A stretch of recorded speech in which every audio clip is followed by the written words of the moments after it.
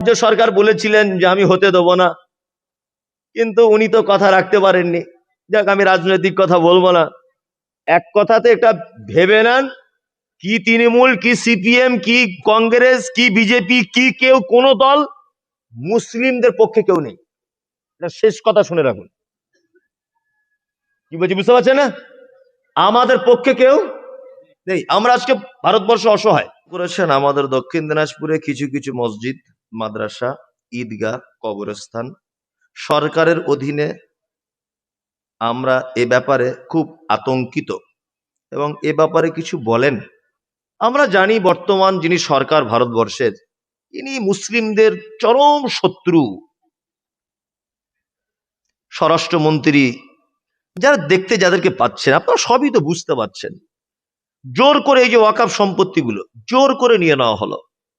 আমি ওই জন্য একটা কথা বলি, যে সারা ভারতবর্ষে ব্রিটিশরা শাসন করেছে 180 থেকে 190 বছর। ব্রিটিশরা এদেশে যে সর্বনাশ করেছে, তার থেকে বেশি সর্বনাশ করেছে নরেন্দ্র মোদী সরকার। যদি বলছেন কেন, আপনারা জানেন যে এই যে ওয়াকাফ সম্পত্তিটা ব্রিটিশ পিরিয়ডেও ছিল। সম্পত্তিটা কখন? সেই মোগল পিরিয়ড থেকে চলছে। ওয়াকফ করা, আল্লাহ রাস্তায় দান করা জমি জায়গা। তারপরে আমাদের শাসন নরেন্দ্র মোদী সরকার। যদি বলছেন কেন, আপনারা জানেন যে এই যে ওয়াকাফ সম্পত্তিটা ব্রিটিশ পিরিয়ডেও ছিল। সম্পত্তিটা কখন? সেই মোগল পিরিয়ড থেকে চলছে। ওয়াকফ করা, আল্লাহ রাস্তায় দান করা জমি জায়গা। তারপরে আমাদের শাসন ছিল 1000 বছরের কাছাকাছি। আমাদের শাসন চলে যাওয়ার পরে চলে এলো ব্রিটিশ। ব্রিটিশরা শাসন করলে দেশ, তখনও পর্যন্ত ওয়াকাফ সম্পত্তির নড়চড় হয়নি। 1947 সালে 15ই আগস্টে যখন এই দেশ ব্রিটিশদের কাছ থেকে স্বাধীনতা লাভ করলো, তখনও পর্যন্ত সম্পত্তি ওয়াকাফের নষ্ট হয়নি। কি বললাম বুঝলেন? 1947 থেকে 1957 সালে এসে কংগ্রেসের পিরিয়ডে ওয়াকাফ সম্পত্তিকে একটা বোর্ডের মাধ্যমে নিয়ন্ত্রণ করার কথা ঘোষণা করা হলো 1957 সালে। যে এটা একেবারে এলোমেলো ভাবে না থেকে 1957 সালে কংগ্রেসে একটা আইন পাস করলো যে এটা একটা বোর্ড দ্বারাতে পরিচালনা করা হোক।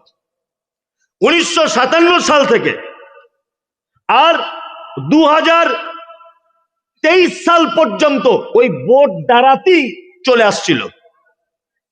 তারপরে পড়ে গেল শকুনের চোখ, নরেন্দ্র মোদী সরকার। কি বললাম বুঝলেন? আর নরেন্দ্র মোদী সরকার এমনি একটু পরের জিনিস পছন্দ করে বেশি। নিজের বইয়ের পাত্তা নেই, হাসিনাকে নিয়ে বসে আছে। ও এমনি পরের জিনিসের উপরে লোভ বেশি আর কি। ও নিজের জিনিস পছন্দ করে না। কি বললাম বুঝলেন না? এত দেবত্ব সম্পত্তি, অসুবিধা নেই, কিচ্ছু অসুবিধা নেই। এত দেবত্ব সম্পত্তি হিন্দু ভাইদের, কোনো সমস্যা নেই। আর সমস্যা কোথায়? ওয়াকাফ নিয়ে। আসলে ওয়াকাফ নিয়ে সমস্যা কেন জানেন? আমি একটা উদাহরণ দিই বারবার। মুসলিমদের নিয়ে নরেন্দ্র মোদীর এত মাথা খারাপ কেন জানেন? সেটা কি আপনারা জানেন যে জঙ্গলে অনেক প্রাণী থাকে, থাকে না? আচ্ছা বলুন তো, বাঘ কোন প্রাণীর গোস্ত খেতে পছন্দ করে? হরিণ। অথচ গরুর গোস্তও খায়, ও মহিষের খায়। হরিণের প্রতি টার্গেট কেন? ওর মাংস খুব টেস্টফুল, খুব পুষ্টিকর, নরম, সুস্বাদু। তা নরেন্দ্র মোদী সরকার এমন, এদেশের মাটিতে হিন্দু, মুসলিম, যৌন, খ্রিস্টান, আহাদি, মানে ইহুদি, হাঁড়ি, চুয়ার, চামার, বাগদি, ছুতর, মেতর সবাই আছে। কারও টার্গেট নেই, টার্গেট মুসলমান। কেন? এরা তোমার কি সর্বনাশ করেছে? কি সর্বনাশ করেছে? তার মানে ও জানে যে এদের কাছে যে মাল আছে, এ মাল ভারতবর্ষে অন্য কোন জাতির কাছে নেই। কি বললাম বুঝতে পারছেন না?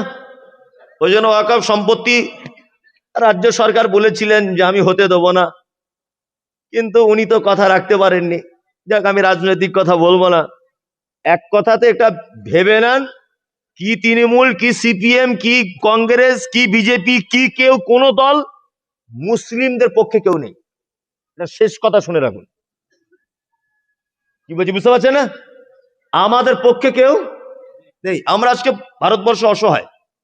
আমাদের একটাই কথা বলবো, ধৈর্য ধরুন, ধৈর্য ধরুন, সবর করুন, সবর করুন। আল্লাহ নিশ্চয়ই জালেম সরকারের কাছ থেকে আমাদেরকে পরিত্রাণ দেবে ইনশাআল্লাহ। ধৈর্য ধরুন। ফলাফল খুব ভালো নয়, খুব খারাপের দিকেই। বাংলাদেশকে নিয়ে আমরা শিক্ষা গ্রহণ করেছি। কিছুদিন আগে নেপালের কি অবস্থা দেখতে পেয়েছেন। সময় হয়ে এসেছে নরেন্দ্র মোদীর ওই রকম অবস্থা হওয়ার। ধৈর্য ধরুন। তবে ভারতবর্ষে কোনোদিন এই অবস্থা হবে না। শিক্ষিত মানুষরা বুঝতে পারছেন যে স্বাধীনতা সংগ্রামী যারা, বাদল, বিনয়, প্রফুল্ল, ক্ষুদিরাম, ভালো করে বুঝবেন, এরা যেমন একদিকে স্বাধীনতা সংগ্রামী ছিল, আর একদিকে কিন্তু মাওলানা আশফাকুল্লাহ খান, ইসমাইল, অমৃতসরী, মীর নিসার আলী, অনেক মুসলিমরাও ছিল। তার মানে হিন্দু মুসলিম যৌথ উদ্যোগে ব্রিটিশদেরকে দেশ ছাড়াতে আমরা সক্ষম হয়েছিলাম। হিন্দু মুসলিমের এক যদি রাখা যায় তাহলে আমারও গদি উল্টে দিবে। ওই জন্য হিন্দু মুসলিম সবসময় বিভেদ সৃষ্টি করে রেখে দিয়েছে, যাতে এরা কখনো এক না হতে পারে। কি বলছি বুঝতে পারছেন না? কখনো যদি এক হয়ে যেতে না পারে। দেখুন, আপনি যে প্রশ্ন করেছেন, এ ব্যথায় আমিও ব্যথিত, এ দুঃখে আমিও দুঃখিত। কিচ্ছু করার নেই আমাদের। ধৈর্য ধরুন। আল্লাহর পক্ষ থেকে ফয়সালা আসা পর্যন্ত আল্লাহ নিশ্চয়ই তিনি উত্তম ফয়সালাকারী। ইনশাআল্লাহ আমরা আল্লাহর প্রতি ভরসা রাখছি ইনশাআল্লাহ। এছাড়া আমাদের বিকল্প কোনো রাস্তা নেই। দোয়া করুন, এছাড়া আর কোনো রাস্তা আমি দেখতে পাচ্ছি না এই মুহূর্তে। যতই চিল্লামিল্লি করুন। আজকে ওয়াকাফ নিয়ে আমি নিজে মোবাইলে, আপনারা দেখেছেন, কলকাতার রাজপথে কত আন্দোলন, কত বক্তব্য রেখে এসেছি। মোবাইলে আপনারা দেখেছেন মনে হয় সেই টাইমে, আমাকেও দেখেছেন। আটকাতে পেরেছি আমরা আন্দোলন করে? পারিনি। বাবরি মসজিদ আটকাতে পেরেছি? পারিনি। আমরা কোনো আন্দোলন, কোনো কথায়, কোনো কিছুতে কিছু আটকাতে পারছি বলুন? না। কাপড় পরবেন, নিজে আপনার স্ত্রীকে বলবেন অপচয় কম করতে। আমি বোঝাতে চাইছি, টাকা বাঁচিয়ে বাঁচিয়ে সন্তানদের পিছনে ইনভেস্ট করুন, ওরাই জাতির ভবিষ্যৎ। কি বললাম বুঝলেন? ওরা কি জাতির ভবিষ্যৎ। শুনুন, একটা কথা বলি, একজন কোটিপতি লোক একটা পরিবারের উপকার করে। একজন কোটিপতি লোক একটা পরিবারের উপকার করে। একটা শিক্ষিত লোক সারা জাতির উপকার করতে পারে। পারে কি পারে না? পারে। ওই জন্য আল্লাহ সুবহানাহু ওয়া তাআলা পবিত্র আল কোরআনে আক্ষেপ করে বলেছেন, ওয়ারিজানিল জাহিলিন, আপনি কখনো অশিক্ষিত নির্বোধ জাহেলদের সঙ্গে মিশবেন না, তাদের থেকে দূরে থাকবেন। তার মানে বন্ধু করতে গেলেও কার সঙ্গে করবেন? শিক্ষিতদের সঙ্গে। এতেও অনেক জ্ঞান আছে। আমরা দুজনে লেখাপড়া জানি, মারপিট হচ্ছে দুজনের, হঠাৎ আমি যদি ওকে একটা ঘুষিও মারি তো এই জায়গায় মারবো যে 2-4 ঘন্টা বেঁচে থাকবে। অশিক্ষিত লোক হলে একদম ডাইরেক্ট লামসে মারবে। ওই বুদ্ধি নেই তো যে কোথায় মারলেও বাঁচবে আর কোথায় মারলে বাঁচবে না। বন্ধু করলেও শিক্ষিত মানুষের সঙ্গে করবে। শিক্ষিত মানুষের গুণ বলি, এই দেখুন মজা লাগবে। আমি অসুস্থ, ইনি খুব শিক্ষিত, আর আরেকজন আছে ধরে নেন অশিক্ষিত, দুটো আমার বন্ধু। এখন ইনি আমাকে দেখতে আসছেন, আসার সময় কিছু ফল টল আনতে হবে, অসুস্থ মানুষকে দেখতে গেলে আনতে হয় কি হয় না? হয়। এখন উনি ফলের দোকানে গিয়ে বলছেন ফলওয়ালাকে, পেয়ারা কত কেজি? তা বলছে 20 টাকা। আচ্ছা, বেদানা কত? তা বলছে 400 টাকা। আপেল?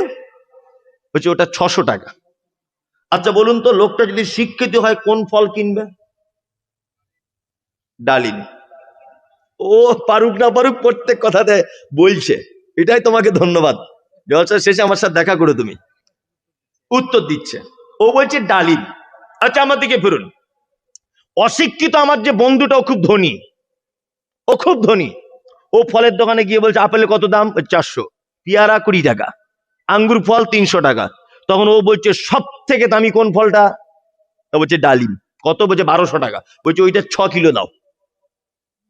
আমার বন্ধু মমতাজুলের সঙ্গে দেখা করতে যাবো। গরিব মানুষ বেচারা, কিন্তু শিক্ষিত। এ দোকানদারকে ভেবে চিনতে বলছে আমার 20 টাকা কেজি পেয়ারা, ওটা 2 কেজি দাও। শিক্ষিত লোক নিয়ে এসছে কি 20 টাকা কেজি পেয়ারা, আর অশিক্ষিত বন্ধু কি নিয়ে এসছে? 7 কেজি ডালিম। এবার আমার বাড়িতে এসছে, দুজনাই ঢুকছে একসাথে। তা আমার স্ত্রী, মেয়ে বোঝে না, ও তখন বলছে তোমার কিন্তু ওই বন্ধুটা খুব ভালো। কি করে বুঝলে তুমি? বলছে দেখো 4-5 কিলো ডালিম নিয়ে এসছে, 1200 টাকা কেজি। বলছে এই বন্ধুটা খুব একটা ভালো না। না, বলছে কি 20 টাকা কেজি পেয়ারা গো, ওই কেউ আনে? আপনার এই বন্ধুটা খুব কিপটে মনে হচ্ছে। এই মমতাজুল ইসলাম বলছে আল্লাহর কসম, দুটো বন্ধুর ভিতরে আমাকে অরিজিনাল ভালোবাসে যে বন্ধুটা পেয়ারা নিয়ে এসেছে। 2 কেজি ডালিম খেলে যে ভিটামিন, একটা পেয়ারা খেলে সেই ভিটামিন। ও এইটা ভেবে পেয়ারা কিনেছে। কি বলছি বুঝতে পারছেন? ওই শিক্ষিত লোকের গুণ। এ বুঝেছে 1200 টাকা কেজি ডালিম হতে পারে, ও 3 কেজিতে যে ভিটামিন, 10 টাকার একটা পেয়ারাতে একই ভিটামিন। তাহলে আমার বন্ধুর কল্যাণ আমাকে চাইতে হবে, সে অসুস্থ, ভিটামিন যুক্ত খাবারটা ওকে আগে দিতে হবে। তার মানে বলুন, বন্ধু করলেও কার সাথে করা লাগবে? এই যে শিক্ষিত বন্ধু করবেন, পেয়ারা আনবে, আর অশিক্ষিত আনবেন ডালিম কিনে আনবে। ও তো বোঝে না, ও ভেবেছে তার দাম বেশি, তার প্রোটিন বেশি, বুঝলেন না? ও ভেবেছে কি, যার দাম বেশি তার ভিটামিন বেশি। কিন্তু এ শিক্ষিত, এ কি নিয়ে এসেছে? পেয়ারা। ও গুণ দেখেছে, আরো দাম দেখেছে। কি বললাম বুঝলেন? বন্ধু করতে গেলে কার সাথে করবেন? শিক্ষিত মানুষের সাথে। আমাকে শালা বলেছে, ওকে আমি এক চড় মেরেছি, ও আমাকে মেরেছে, দুজনে কুস্তাকুস্তি চলছে। ও 3টে ছেলে দেখছি মোটর সাইকেলে করে আসছিল, তারা 3জন দেখছি ওরে বাবা মমতাজুল আমার বাপকে মারছে, যে ওরা লেগে গেছে ওর বাপের হয়ে। এবার আমি একা পড়ে গেলাম। এখন ভাগ্যর কি পরিহাস, আমার 6টা ছেলে তারাও আসছিল ওই আপনার মোটর ভ্যান করে। তারা এসে দেখছি এরা বাপ বেটা 3জন 4জন মিলে আমার বাপকে মারছে, তো ওরা 6জন লেগে গেল। এবার আমরা দলে ভারী, যে মারামারি চরম পর্যায়ে নিয়ে কুশমণি হসপিটালে, ও একটা বেডে আমি একটা বেডে। ওরও মাথা দিয়ে রক্ত পড়ছে, আমারও পড়ছে। আচ্ছা বলুন তো, হসপিটালে বেড পর্যন্ত পৌঁছানোর জন্য সব থেকে বড় অপরাধ কার? এই যে দাদা দাঁড়ান আর শালা দাঁড়ান। বুঝাতে পেরেছি? হ্যাঁ, তবে এইটা যার ভালো তার সব ভালো, এইটা যার খারাপ তার। কিছু কিছু মেয়েরা সংসারে মার খায় না, শুধু এইটার কারণে মার খায়, এইটার কারণে। কি ইসলামে শিক্ষার গুরুত্ব? আমি পবিত্র আল কোরআনের যে আয়াত প্রথমে তেলাওয়াত করেছি, তাতে করে এখানে ওলামাগণ বুঝতে পেরেছেন যে কি বিষয়ে বলবো। তবে অত্র বিষয়ের উপরে আলোচনাটা শেষ পর্যন্ত শোনার বিনীত অনুরোধ থাকলো। কারণ আমাদের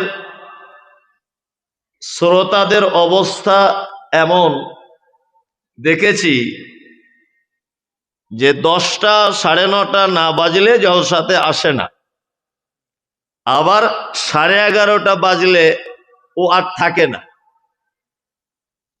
জুম্মার দিনে ইমাম সাহেব যদি 5 মিনিট খুতবা দেরি করে দেয়,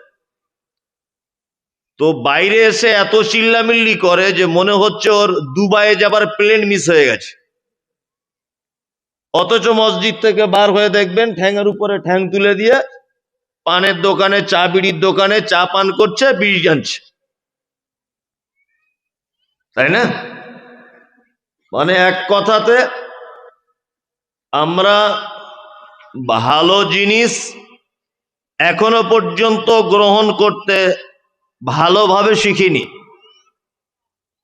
ওই জন্য বলবো, আমি কোরআন এবং হাদিস থেকে কিছু কথা এবং আপনার সামাজিক জীবনে, দুনিয়াবী জীবনে উপকার হবে এই রকম কিছু কথা বলবো ইনশাআল্লাহ।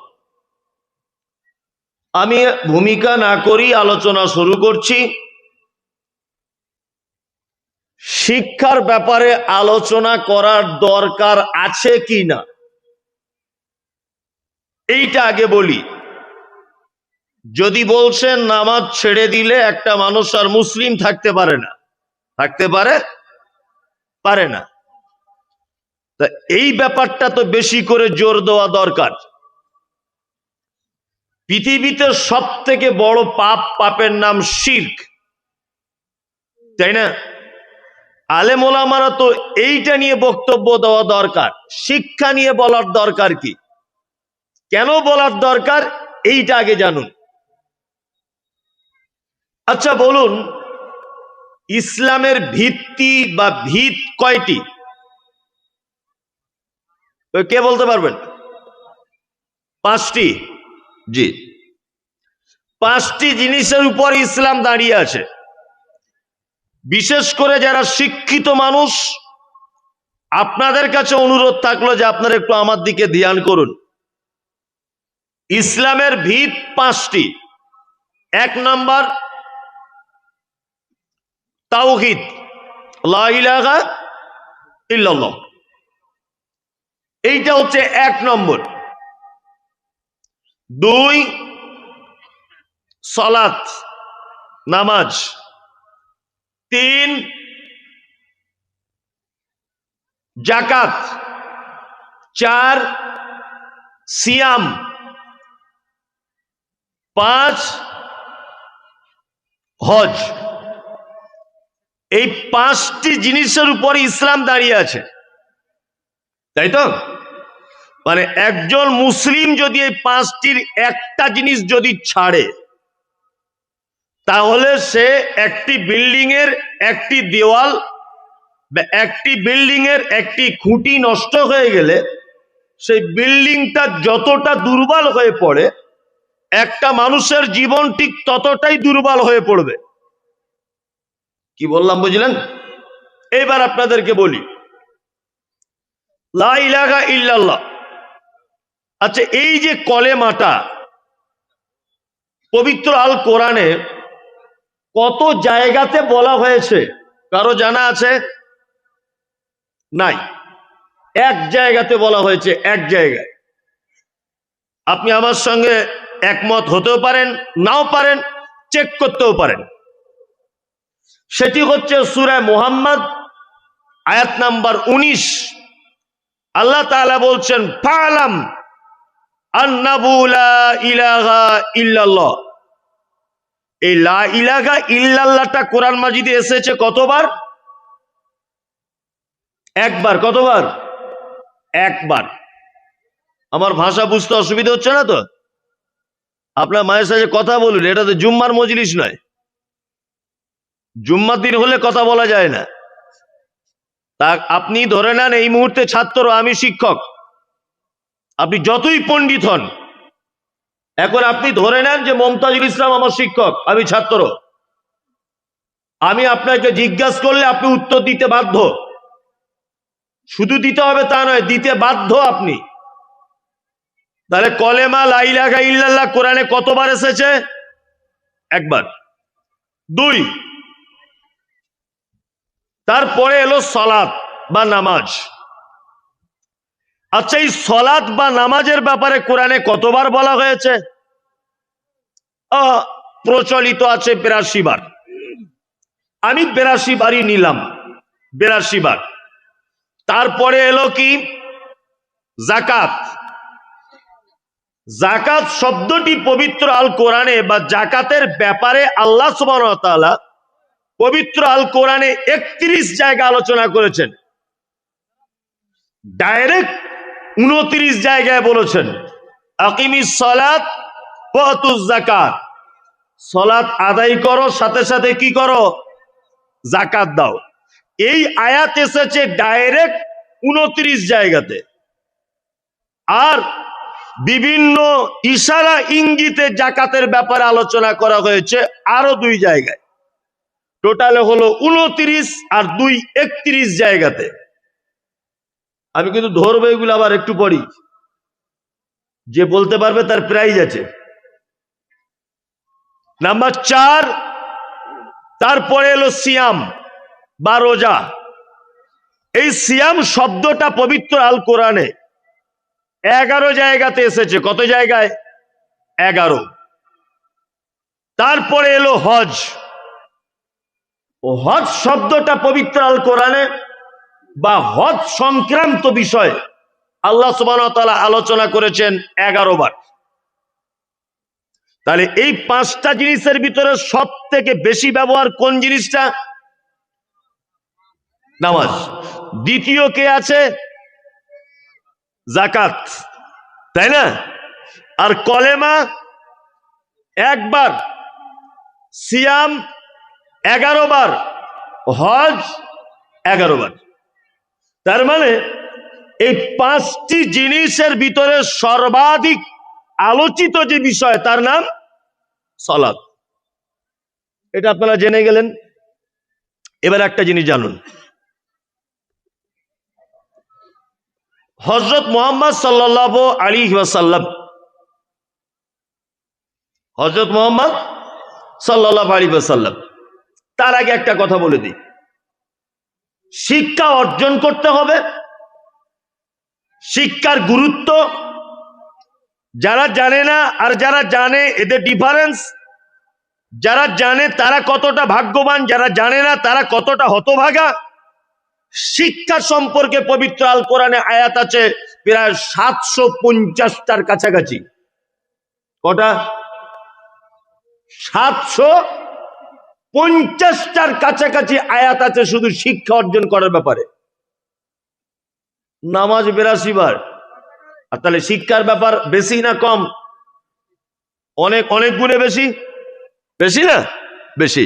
কিন্তু আমাদের বক্তা বলুন, আলেম ওলামা বলুন, আমরা বেসিক কিছু জিনিস দিয়ে আলোচনা করি। ভাইরা নামাজ পড়ো, তাছাড়া জান্নাত যাওয়া যাবে না। ধান হয়েছে 30 বস্তা, তাড়াতাড়ি করে ওষুধ দিয়ে দাও, তাছাড়া জান্নাতে যাওয়া যাবে না।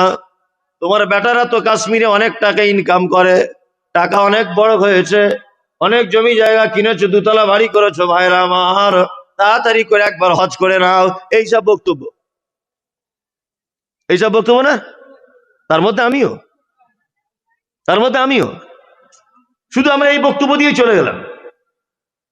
আর 750 জায়গায় যে বিষয় আলোচনা করা হয়েছে সেই ব্যাপারে আলোচনা নেই, কোনো আলোচনা নেই। ওই জন্য আমি এখন থেকে নিয়ত করে নিয়েছি, আজ থেকে আরো 15 দিন আগে, যে জাতিকে শুধু শিক্ষার ব্যাপারেই আলোচনা করে যাব। যত রকমের আমার জানা আছে শিক্ষার ব্যাপারে, কোরআনে যত জায়গায় শিক্ষার ব্যাপারে আলোচনা আছে সেখান থেকে নিয়ে জাতির কাছে পেশ করব, দেখি জাতিকে বোঝানো যায় কিনা। মুহাম্মদ সাল্লাল্লাহু আলাইহি ওয়াসাল্লাম যে জায়গাতে জন্মগ্রহণ করেছিলেন, আচ্ছা এই জায়গাটার নাম কি বলুন? কোথায়? বলছে বেনিয়াকুড়ি। মানে আন্দাজে বলে দিয়েছে।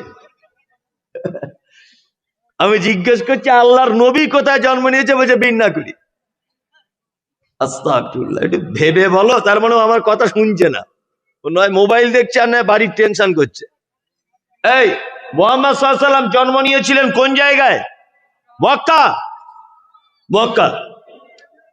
আল্লাহর নবী যে সময়টায় জন্মগ্রহণ করেছিলেন ওই সময়টির নাম হচ্ছে আইয়ামে জাহেলিয়াত, অর্থাৎ বর্বরতার যুগ।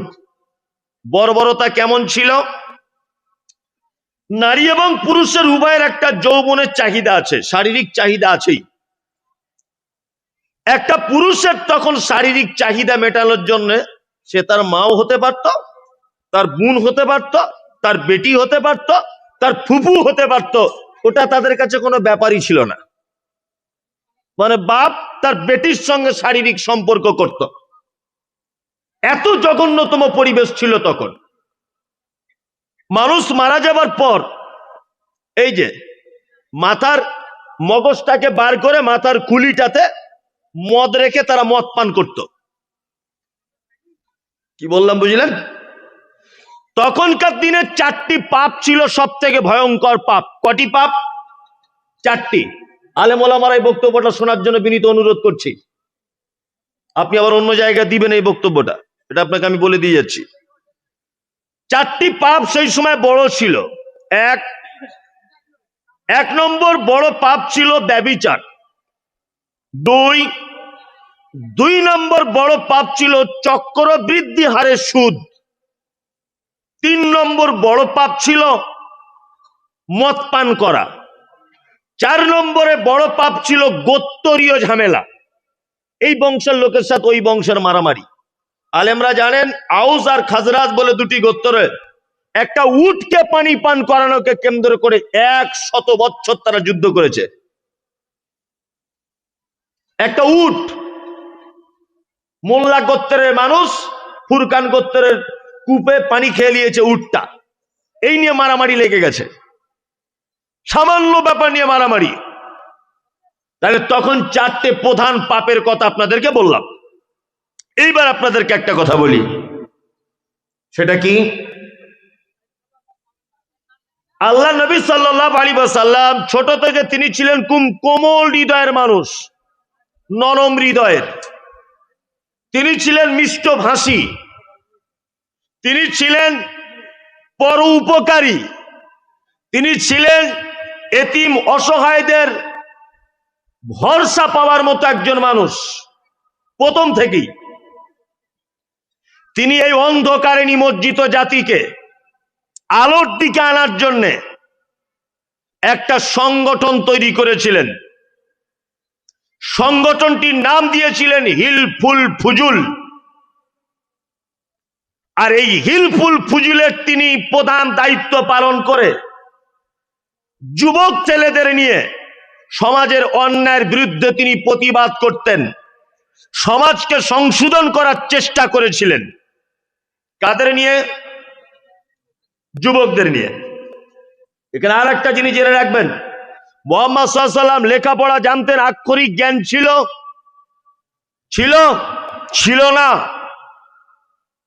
এই যখন যুবকদেরকে নিয়ে সমাজের অন্যায়ের বিরুদ্ধে তিনি প্রতিবাদ করতে লাগলেন, আর এর মাঝখানে মক্কা থেকে 3.5 কিলোমিটার দূরে একটি পাহাড়, জাবালে নূর তার নাম, তার গুহার উপরে উঠে, গুহাটির নাম গারে হীরা, এই গুহার উপরে উঠে আল্লাহর ধ্যান করতেন। একদা জিবরিল আমিন এলেন, আসার পরে বলছেন ইকরা, আপনি পড়ুন। মুহাম্মদ সাল্লাল্লাহু আলাইহি ওয়াসাল্লাম বলছেন আমি পড়তে জানি না। জিবরিল আমিন আল্লাহর নবীকে সিনার সঙ্গে চাপ দিলেন, চাপ দেওয়ার পরে বলছেন আপনি পড়ুন। পড়তে জানি না। আবার ধরে চাপ দিলেন, পড়ুন। তখন মুহাম্মদ সাল্লাল্লাহু আলাইহি ওয়াসাল্লাম বলছেন ইকরা বিইসমি রাব্বিকাল্লাযী খলাক, খলাকাল ইনসানা মিন আলাক, ইকরা ওয়া রাব্বুকাল আকরাম। 5টি আয়াত অবতীর্ণ হয়ে গেল। বলুন এবার আপনাকে আমি প্রথমকার প্রশ্নটা করছি, মক্কায় কটা পাপ ছিল? 4টা। আল্লাহ তো প্রথমে আয়াত অবতীর্ণ করতে পারতেন, নবী মদ হারাম জাতিকে বলে দেন, চক্রবৃদ্ধি হারে সুদ হারাম এটা আপনি জাতিকে বলে দেন, ব্যভিচার হারাম এটা আপনি জাতিকে বলে দেন, গোত্রতে ঝামেলা এটা হারাম মানুষদেরকে বলে দেন। আল্লাহ তাআলা এই আয়াত অবতীর্ণ না করে মুহাম্মদ সাল্লাল্লাহু আলাইহি ওয়াসাল্লামকে বলছেন ইকরা, আপনি আগে পড়াশোনা করুন, আপনি পড়ুন। তার মানে অত্র ঘটনা থেকে বুঝতে পারা যায়, একটা জাতিকে যদি আপনি পরিবর্তন করতে চান, একটা কমিউনিটিকে যদি আপনি সত্যর দিকে নিয়ে আসতে চান, একটা গ্রামকে যদি আপনি অন্ধকার থেকে আলোর দিকে নিয়ে আসতে চান, একটা পরিবারকে যদি আপনি শুধরে দিতে চান, একটা দেশকে যদি আপনি পরিবর্তন করতে চান, তাহলে সব থেকে বড় যে বিষয় সেটা হচ্ছে সেই জাতিকে শিক্ষার ব্যাপারে এগিয়ে আসতে হবে। আল্লাহ নবী সাল্লাল্লাহু আলাইহি ওয়াসাল্লাম তখনকার দিনে সংগঠন তৈরি করেছিলেন সমাজ পরিবর্তন করার। আল্লাহ তাআলা মুহাম্মদ সাল্লাল্লাহু আলাইহি ওয়াসাল্লামকে বলছেন আপনি সমাজ পরিবর্তন করার চিন্তা ভাবনা করছেন, কিন্তু আপনি লেখাপড়া জানেন না, যে ওই জন্য আগে পড়াশোনা করুন। তার মানে একটা জাতিকে পরিবর্তন করতে গেলে কি লাগবে? শিক্ষা। শিক্ষা ছাড়া কোন জাতির পরিবর্তন আসতে পারে না, কোন জাতির পরিবর্তন আসতে পারে না। শুনুন, অত্র ঘটনা থেকে 2টো শিক্ষা নেন। আল্লাহ নবী সাল্লাল্লাহু আলাইহি ওয়াসাল্লাম সমাজ পরিবর্তন করার জন্য সর্বপ্রথম যে সংগঠন তৈরি করেছিলেন কাদের নিয়ে? কাদের? যুবকদের। মুসলিম সমাজের কোনো উন্নতি নেই কেন জানেন? কেন জানেন? আমাদের মাদ্রাসাগুলোর উন্নতি নেই কেন? আমাদের মসজিদের উন্নতি নেই কেন? আমাদের সমাজ ব্যবস্থার উন্নতি নেই কেন? আমাদের ঈদগাহের উন্নতি নেই কেন?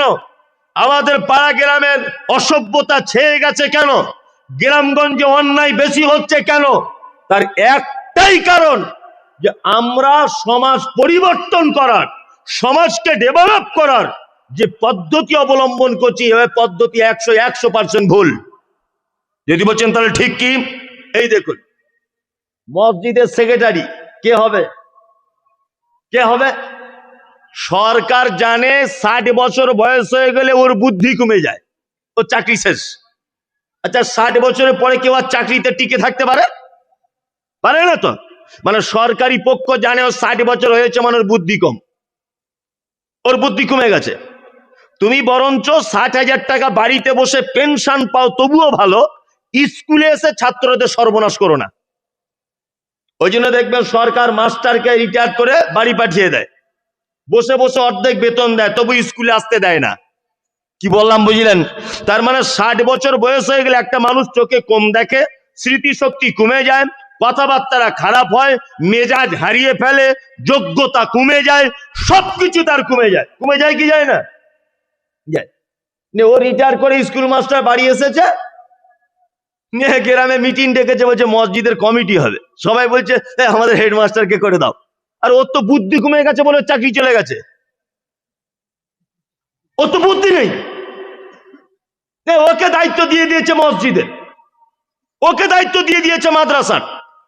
এই মমতাজুল ইসলাম বলছে, শুনুন, 50 বছর হয়েছে, 60 বছর হয়েছে, আপনি দায়িত্বর খাতা জমা দিয়ে দেন। আপনি নিজে উদ্যোগ গ্রহণ করে বলুন গ্রামের 10 জন যুবক ছেলেকে দায়িত্ব দেওয়া হোক মাদ্রাসা, মসজিদ, ঈদগাহ।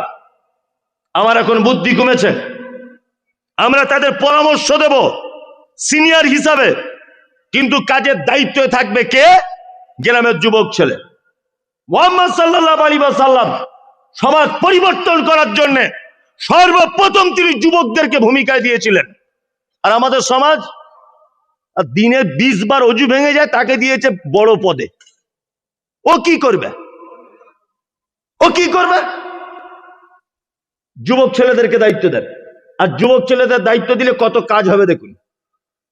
আপনাদের এখানে হয় কি জানি না, আপনাদের গ্রামে মাঠে ঘাটে, বল খেলার মাঠে ফুটবল ক্রিকেট টুর্নামেন্ট হয়, 16 দলীয় 8 দলীয় হয় না?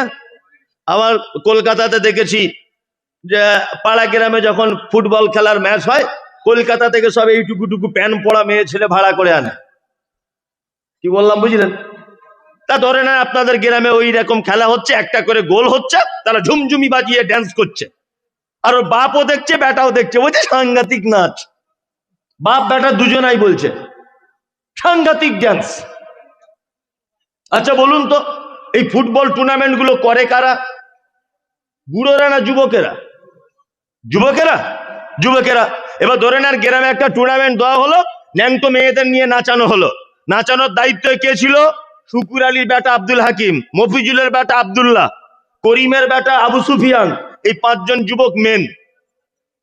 ভালো করে বুঝবেন, টার্গেট করতে হবে আপনাকে যে গ্রামে যে 5 জন ছেলে বেশি অন্যায় কাজে লিপ্ত, তাদেরকে ধরে বলুন, এই তুই মাদ্রাসা সেক্রেটারি, আজ থেকে তুই মসজিদের, আর তুই ঈদগার দায়িত্বে থাক। আচ্ছা বলুন তো, তাদের যদি মাদ্রাসা মসজিদের দায়িত্বটা কাঁধে তুলে দেওয়া হয়, ওই অন্যায় কাজ আর জীবনে যেতে পারবে? পারবে? পারবে না, কখনো যেতে পারবে না। ওই জন্য যারা সমাজে বেশি বাড়াবাড়ি করছে, বেশি যারা সমাজে ক্ষতি করছে, বুঝতে পারবেন এই ছেলেগুলো বেশি বাড়াবাড়ি করছে, মসজিদ মাদ্রাসার দায়িত্বর বাঁশ কাঁধে ঝুলিয়ে দেন, দেখবেন ও লজ্জায় ওর ড্যান্সার যাবে না। ইস, আমিও কাজে নাই ভাই, মাদ্রাসার দায়িত্বে আছি। ও লজ্জায় যেতে পারবে? পারবে? তার মানে সমাজ পরিবর্তন করার সব থেকে বড় পদক্ষেপ হচ্ছে যুবকদেরকে এগিয়ে আসতে হবে, যুবকদের আসতে হবে। তবে আমার একটা জিনিস খুব হাসি লাগে, এগুলো উচিত কথা তো, বললে মানুষ রাগ করে, আর আমার উপরে এমনিতে মানুষ খুব বেশি রাগ করে, বুঝলেন তো? মোবাইল খুললে শুধু মমতাজুল ইসলাম, মমতাজুল ইসলাম, মমতাজুল ইসলাম, ধর ওকে মার ওকে, ও আমাদের বিরুদ্ধে বলে, আমাদের এই করে তাই করে, মানে মমতাজুল আর মমতাজুল। আমি যে কি সর্বনাশ করি, অথচ কিছুই নয়। দেখুন আপনার কাছে বাস্তব কিছু কথা বলছি। আমি জানি রাজনীতির টিকিট না পেলে লোক অন্য রাজনীতি করে। আমি এখন যদি মমতা ব্যানার্জির পার্টি করি, এবছরে যদি আমাকে টিকিট না দেয়, আমি দল ছেড়ে দিয়ে কংগ্রেসের টিকিট দিলে তার দলে যাব। এটা হয়, হয় কি হয় না? কারণ কি বলুন তো, রাজনীতিতে কিছু পয়সা করির ব্যাপার আছে। আমাদের আবার কিছু বয়স্ক লোক, তাদের খুব রাগ, ও আগে সেক্রেটারি ছিল মসজিদের, এখন বাদ দেওয়া হয়েছে বলে ওই মসজিদে আর নামাজ পড়ে না, ওই মসজিদ পার হয়ে অন্য মসজিদে যায়। চাচা কি ব্যাপার? বলছে না আমাকে অন্যায় ভাবে বাদ দিল। তো বাদ দিলে তুমি কি বেতন পেতে? তোমার কি কোনো টাকা পয়সার লবিবাজি ছিল? বাদ দিয়েছে তো তোমার কি?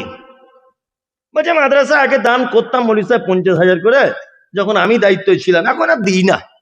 কেন তুমি দাও না কেন? তার মানে ওখানে কিছু মাল পেতে তুমি দাও না কেন? কেন তুমি দাও না? কেন তোমাকে মসজিদ থেকে বাদ দিয়েছে বলো, তুমি কেন ওই মসজিদ আসবে না? নিশ্চয় তোমার নিয়ত খারাপ ছিল, নিশ্চয় তোমার ওটা লিল্লাহিয়াত ছিল না, নিয়ত তোমার খারাপ ছিল।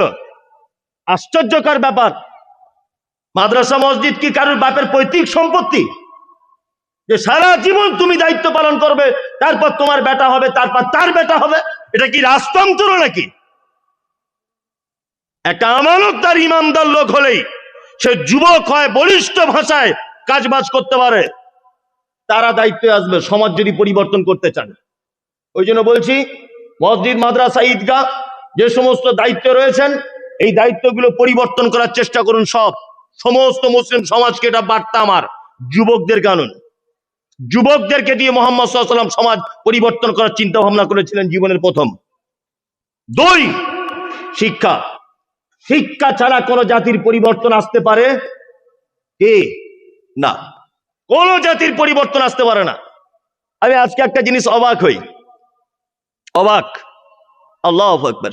কি অবাক? এই কথাটা বললে আবার এখনই সোশ্যাল মিডিয়া বিতর্কিত হবে যে আবার এইরকম বিতর্ক কথা বলছেন। আমাদের এলাকাতে জুড়ে, সারা ভারতবর্ষ জুড়ে একটা জিনিসের প্রতিযোগিতা এখন সব থেকে বেশি, কি বলেন তো? দামি দামি মসজিদ করতে হবে। ওদের মসজিদে 13টা এসি, আমাদের 16টা লাগাবো। ওদের মসজিদে 4টে মিনার, আমাদের 12টা মিনার করব। ওদের লোকাল পাথর লাগানো, আমরা রাজস্থান থেকে পাথর আনবো। এই প্রতিযোগিতা চলছে কি চলছে না? চলছে, চলছে। আচ্ছা, কে আপনাকে যুক্তি দিল? কে যুক্তি দিল? বলছে আমাদের মসজিদে খরচা হয়েছে প্রায় 1 কোটি টাকার কাছাকাছি। 1 কোটি টাকার কাছাকাছি মসজিদ করে তোমার কি লাভ হয়েছে? কি লাভ হয়েছে সেটা আগে বলো। পৃথিবীতে 3টে মসজিদে নামাজ পড়লে নেকি বেশি পাওয়া যায়। 1 কাবায়, 2 নববীতে, 3 মসজিদ একসাথে। আর পৃথিবীর কোন মসজিদে 2 রাকাত নামাজ পড়লে 4 আনা নেকি বেশি নাই। 4 আনা নেকি বেশি নাই। আর একটা হাদিস আছে মসজিদে কুবার ব্যাপারে, আল্লাহ নবী বলেছেন, কেউ যদি বাড়ি থেকে ওযু করে মসজিদে কুবাতে গিয়ে যদি 2 রাকাত নামাজ যদি পড়ে, একটা উমরা হজের সমান নেকি দেওয়া হবে। এই 4টে মসজিদের গুরুত্ব ছাড়া পৃথিবীর যত দামি মসজিদ আপনি নামাজ পড়েন, একই নেকি। যেটা বলে এটা জানা আপনার জন্য অপরিহার্য, ফরজ। এইটা জানা হয়ে গেলে আপনি ইঞ্জিনিয়ার হন, মাস্টার হন, প্রফেসর হন, ব্যারিস্টার হন, উকিল হন, হাকিম হন, কোনো আপত্তি আমাদের আলেম ওলামাদের পক্ষ থেকে নাই। আচ্ছা, নাই, নাই। আল্লাহু আকবার। ওই জন্য আপনাদেরকে বলবো, বিনীত অনুরোধ করে, এই দেখুন আমার দিকে ফিরুন, এই ডিস্টার্ব করা যাবে না। আপনার ভালো লাগে না, আপনি সুরসুর করে বাড়ি চলে যেতে পারেন, এতে আমার আপত্তি নেই, তবে ডিস্টার্ব করা যাবে না। আপনি অন্যজনের ডিস্টার্ব করবেন না। আপনি নিজে কম খাবেন, কি বলছি কথাটা মাথায় ঢোকান। একটা জুতো 1.5 বছর পরবেন, জুতো ছিঁড়ে যাবে, সেলাই করবেন আবার। আপনার স্ত্রী ব্লাউজ ছিঁড়ে গেলে ওকে বলবেন হালকা একটু সেলাই করে পরিষ্কার করে আবার পরতে। আপনার লুঙ্গি ছিঁড়ে গেলে সেলাই করে আবার পরবেন। এক কথাতে বোঝাতে চাইছি, নিজে একটু কম খাবেন, নিজে একটু কমা দামে জামা কাপড় পরবেন, নিজে আপনার স্ত্রীকে বলবেন অপচয় কম করতে। আমি বোঝাতে চাইছি, টাকা বাঁচিয়ে বাঁচিয়ে সন্তানদের পিছনে ইনভেস্ট করুন, ওরাই জাতির ভবিষ্যৎ। কি বললাম বুঝলেন? ওরা কি জাতির ভবিষ্যৎ। শুনুন একটা কথা বলি, একজন কোটিপতি লোক একটা পরিবারের উপকার করে। একজন কোটিপতি লোক একটা পরিবারের উপকার করে। একটা শিক্ষিত লোক সারা জাতির উপকার করতে পারে। পারে কি পারে না? পারে। ওই জন্য আল্লাহ সুবহানাহু ওয়া তাআলা পবিত্র আল কোরআনে আক্ষেপ করে বলেছেন ওয়ারিজানিল জাহিলিন, আপনি কখনো অশিক্ষিত নির্বোধ জাহেলদের সঙ্গে মিশবেন না, তাদের থেকে দূরে থাকবেন। তার মানে বন্ধু করতে গেলেও কার সঙ্গে করবেন? শিক্ষিতদের সঙ্গে। এতেও অনেক জ্ঞান আছে। আমরা দুজনে লেখাপড়া জানি, মারপিট হচ্ছে দুজনের, হঠাৎ আমি যদি ওকে একটা ঘুষিও মারি তো এই জায়গায় মারবো যে 2-4 ঘন্টা বেঁচে থাকবে। অশিক্ষিত লোক হলে একদম ডাইরেক্ট লামসে মারবে, ওই বুদ্ধি নেই তো যে কোথায় মারলেও বাঁচবে আর কোথায় মারলে বাঁচবে না। বন্ধু করলেও শিক্ষিত মানুষের সঙ্গে করবে। শিক্ষিত মানুষের গুণ বলি, এই দেখুন মজা লাগবে। আমি অসুস্থ, ইনি খুব শিক্ষিত, আর আরেকজন আছে ধরে নেন অশিক্ষিত, দুটো আমার বন্ধু। এখন ইনি আমাকে দেখতে আসছেন, আসার সময় কিছু ফল টল আনতে হবে, অসুস্থ মানুষকে দেখতে গেলে আনতে হয় কি হয় না? হয়। এখন উনি ফলের দোকানে গিয়ে বলছেন ফলওয়ালাকে, পেয়ারা কত কেজি? তো বলছে 20 টাকা। আচ্ছা, বেদানা কত? তো বলছে 400 টাকা। আপেল? বলছে ওটা 600 টাকা। আচ্ছা বলুন তো, লোকটা যদি শিক্ষিত হয় কোন ফল কিনবে? ডালিম। ও পারুক না পারুক প্রত্যেক কথাতে বলছে, এটাই তোমাকে ধন্যবাদ, জলসার শেষে আমার সাথে দেখা করে তুমি উত্তর দিচ্ছে। ও বলছে ডালিম। আচ্ছা আমার দিকে ফিরুন, অশিক্ষিত আমার যে বন্ধুটাও খুব ধনী, ও খুব ধনী, ও ফলের দোকানে গিয়ে বলছে আপেলের কত দাম? 400। পেয়ারা 20 টাকা, আঙ্গুর ফল 300 টাকা। তখন ও বলছে সব থেকে দামি কোন ফলটা? ও বলছে ডালিম। কত? বলছে 1200 টাকা। বলছে ওইটা 6 কিলো দাও। আমার বন্ধু মমতাজুলের খানকে দেখা করতে যাবো, গরিব মানুষ বেচারা কিন্তু শিক্ষিত। এ দোকানদারকে ভেবে চিনতে বলছে আমার 20 টাকা কেজি পেয়ারা, ওটা 2 কেজি দাও। শিক্ষিত লোক নিয়ে এসছে কি 20 টাকা কেজি পেয়ারা, আর অশিক্ষিত বন্ধু কি নিয়ে এসছে? 7 কেজি ডালিম। এবার আমার বাড়িতে এসছে, দুজনাই ঢুকছে একসাথে। তা আমার স্ত্রী, মেয়ে বোঝে না, ও তখন বলছে তোমার কিন্তু ওই বন্ধুটা খুব ভালো। কি করে বুঝলে তুমি? বলছে দেখো 4-5 কিলো ডালিম নিয়ে এসছে, 1200 টাকা কেজি। বলছে এই বন্ধুটা খুব একটা ভালো না। না, বলছে কি 20 টাকা কেজি পেয়ারা গো, ওই কেউ আনে? আপনার এই বন্ধুটা খুব কিপটে মনে হচ্ছে। এই মমতাজুল ইসলাম বলছে আল্লাহর কসম, দুটো বন্ধুর ভিতরে আমাকে অরিজিনাল ভালোবাসে যে বন্ধুটা পেয়ারা নিয়ে এসেছে। 2 কেজি ডালিম খেলে যে ভিটামিন, একটা পেয়ারা খেলে সেই ভিটামিন। ও এইটা ভেবে পেয়ারা কিনেছে। কি বলছি বুঝতে পারছেন? ওই শিক্ষিত লোকের গুণ। এ বুঝেছে 1200 টাকা কেজি ডালিম হতে পারে, ও 3 কেজিতে যে ভিটামিন, 10 টাকার একটা পেয়ারাতে একই ভিটামিন। তাহলে আমার বন্ধুর কল্যাণ আমাকে চাইতে হবে, সে অসুস্থ, ভিটামিন যুক্ত খাবারটা ওকে আগে দিতে হবে। তার মানে বলুন বন্ধু করলেও কার সাথে করা লাগবে? এই যে শিক্ষিত বন্ধু করবেন পেয়ারা আনবে, আর অশিক্ষিত আনবেন ডালিম কিনে আনবে। ও তো বোঝে না, ও ভেবেছে তার দাম বেশি, তার প্রোটিন বেশি, বুঝলেন না? ও ভেবেছে কি যার দাম বেশি তার ভিটামিন বেশি। কিন্তু এ শিক্ষিত, এ কি নিয়ে এসেছে? পেয়ারা। ও গুণ দেখেছে, আরো দাম দেখেছে। কি বললাম বুঝলেন? বন্ধু করতে গেলে কার সাথে করবেন? শিক্ষিত মানুষের সাথে। আচ্ছা এবার আপনাকে একটা কথা বলি, আমার পক্ষ থেকে যারা বসে আছেন, 11:30 বেজে গেল, আমি পবিত্র আল কোরআন থেকে একটা শিক্ষা আপনাদেরকে দেব, আপনারা গ্রহণ করবেন ইনশাআল্লাহ? বলুন, ঘুমাচ্ছেন নাকি? হ্যাঁ না, আপনাদেরকে একটা শিক্ষা দিই। এই শিক্ষাটা দিয়েছিলেন কে কাকে, এটা আগে জেনে নেন। কে কাকে দিয়েছিলেন শিক্ষাটা? পবিত্র আল কোরআনে একটা সূরা আছে, সূরাটির নাম হচ্ছে সূরা লোকমান। কি নাম? লোকমান। নবীও ছিলেন না, রাসূলও ছিলেন না। আল্লাহ শিক্ষিত মানুষের মর্যাদা দিয়েছেন দেখুন। এক, লোকমান হাকিমের বাড়ি ছিল দক্ষিণ আফ্রিকার, যেটা বর্তমানে শহরটার নাম হচ্ছে ইথিওপিয়া। ইথিওপিয়াতে ওনার বাড়ি।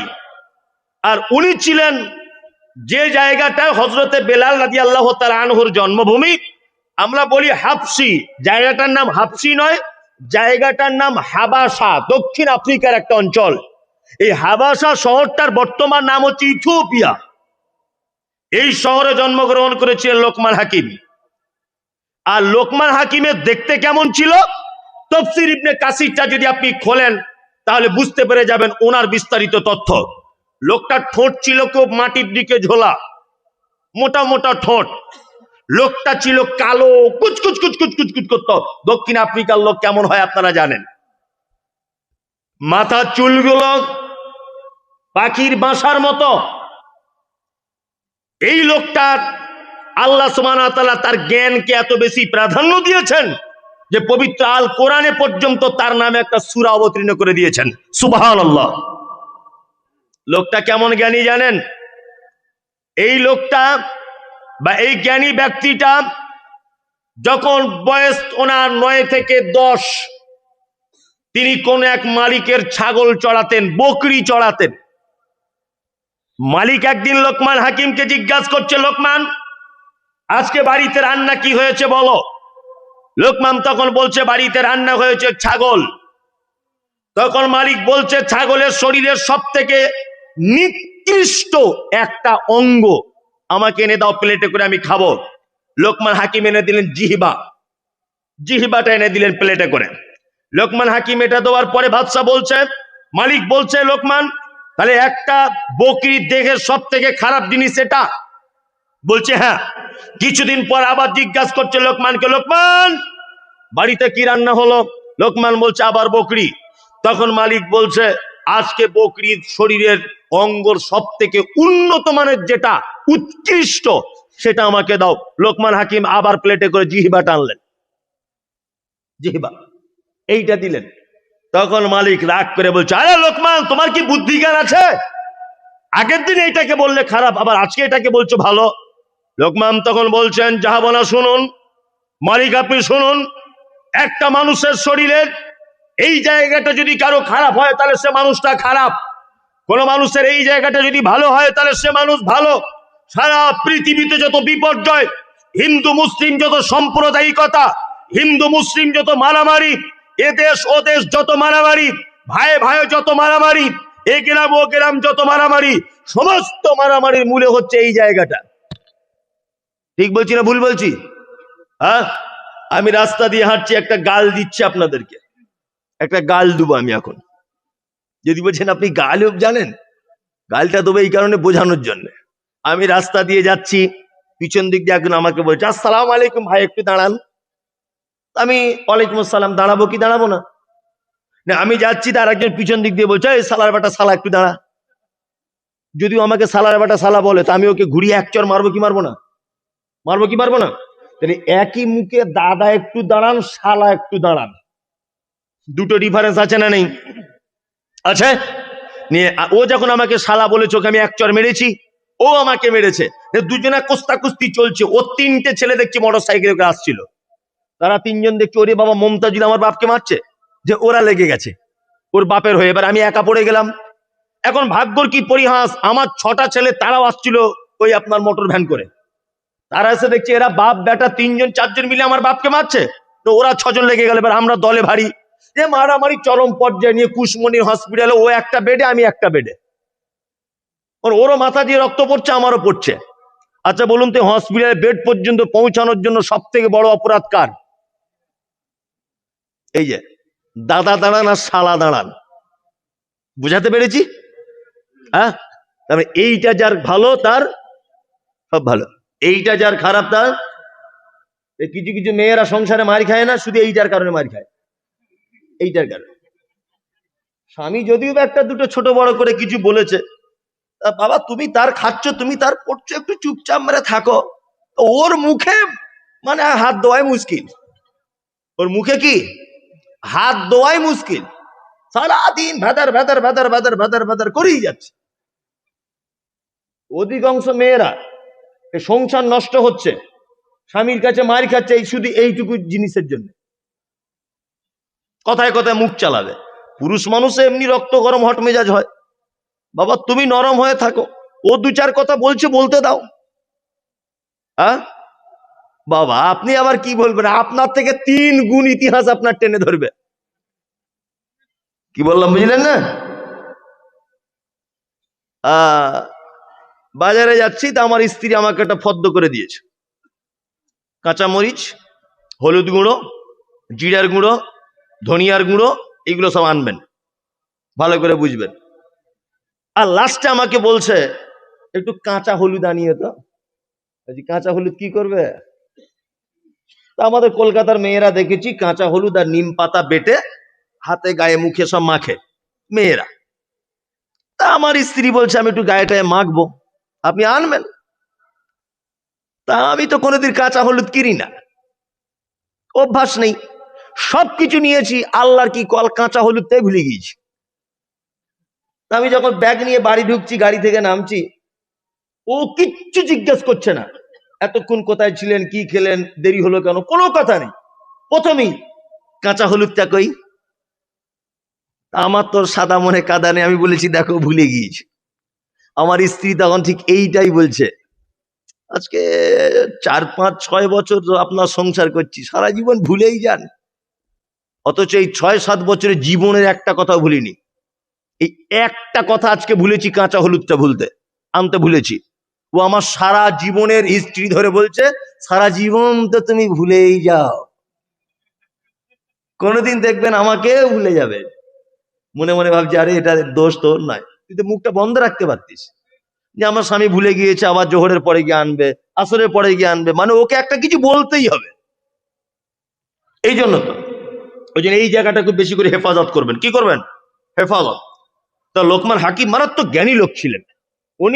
ওনার টাইটেল দেওয়া হয়েছিল কি হাকিম, মানে প্রজ্ঞাময়, অত্যাধিক জ্ঞানী।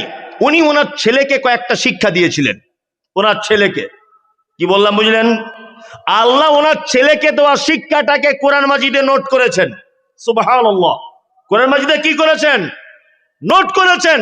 তার মানে আল্লাহ বেটার উপদেশকে কোরআনে নোট করছেন, মানে বাপের উপদেশকে কোরআনে নোট করছেন, মানে এটা পৃথিবীর শ্রেষ্ঠ শিক্ষা। হ্যাঁ কিনা বলুন? শ্রেষ্ঠ শিক্ষা নয়?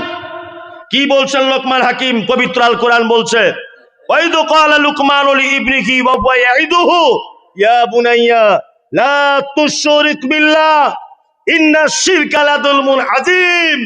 বেটা শোনো, যা করবা জীবনে কোনোদিন আল্লাহর সাথে কাউকে শিরিক করে দিবে না, কাউকে শরিক করবে না আল্লাহর সাথে।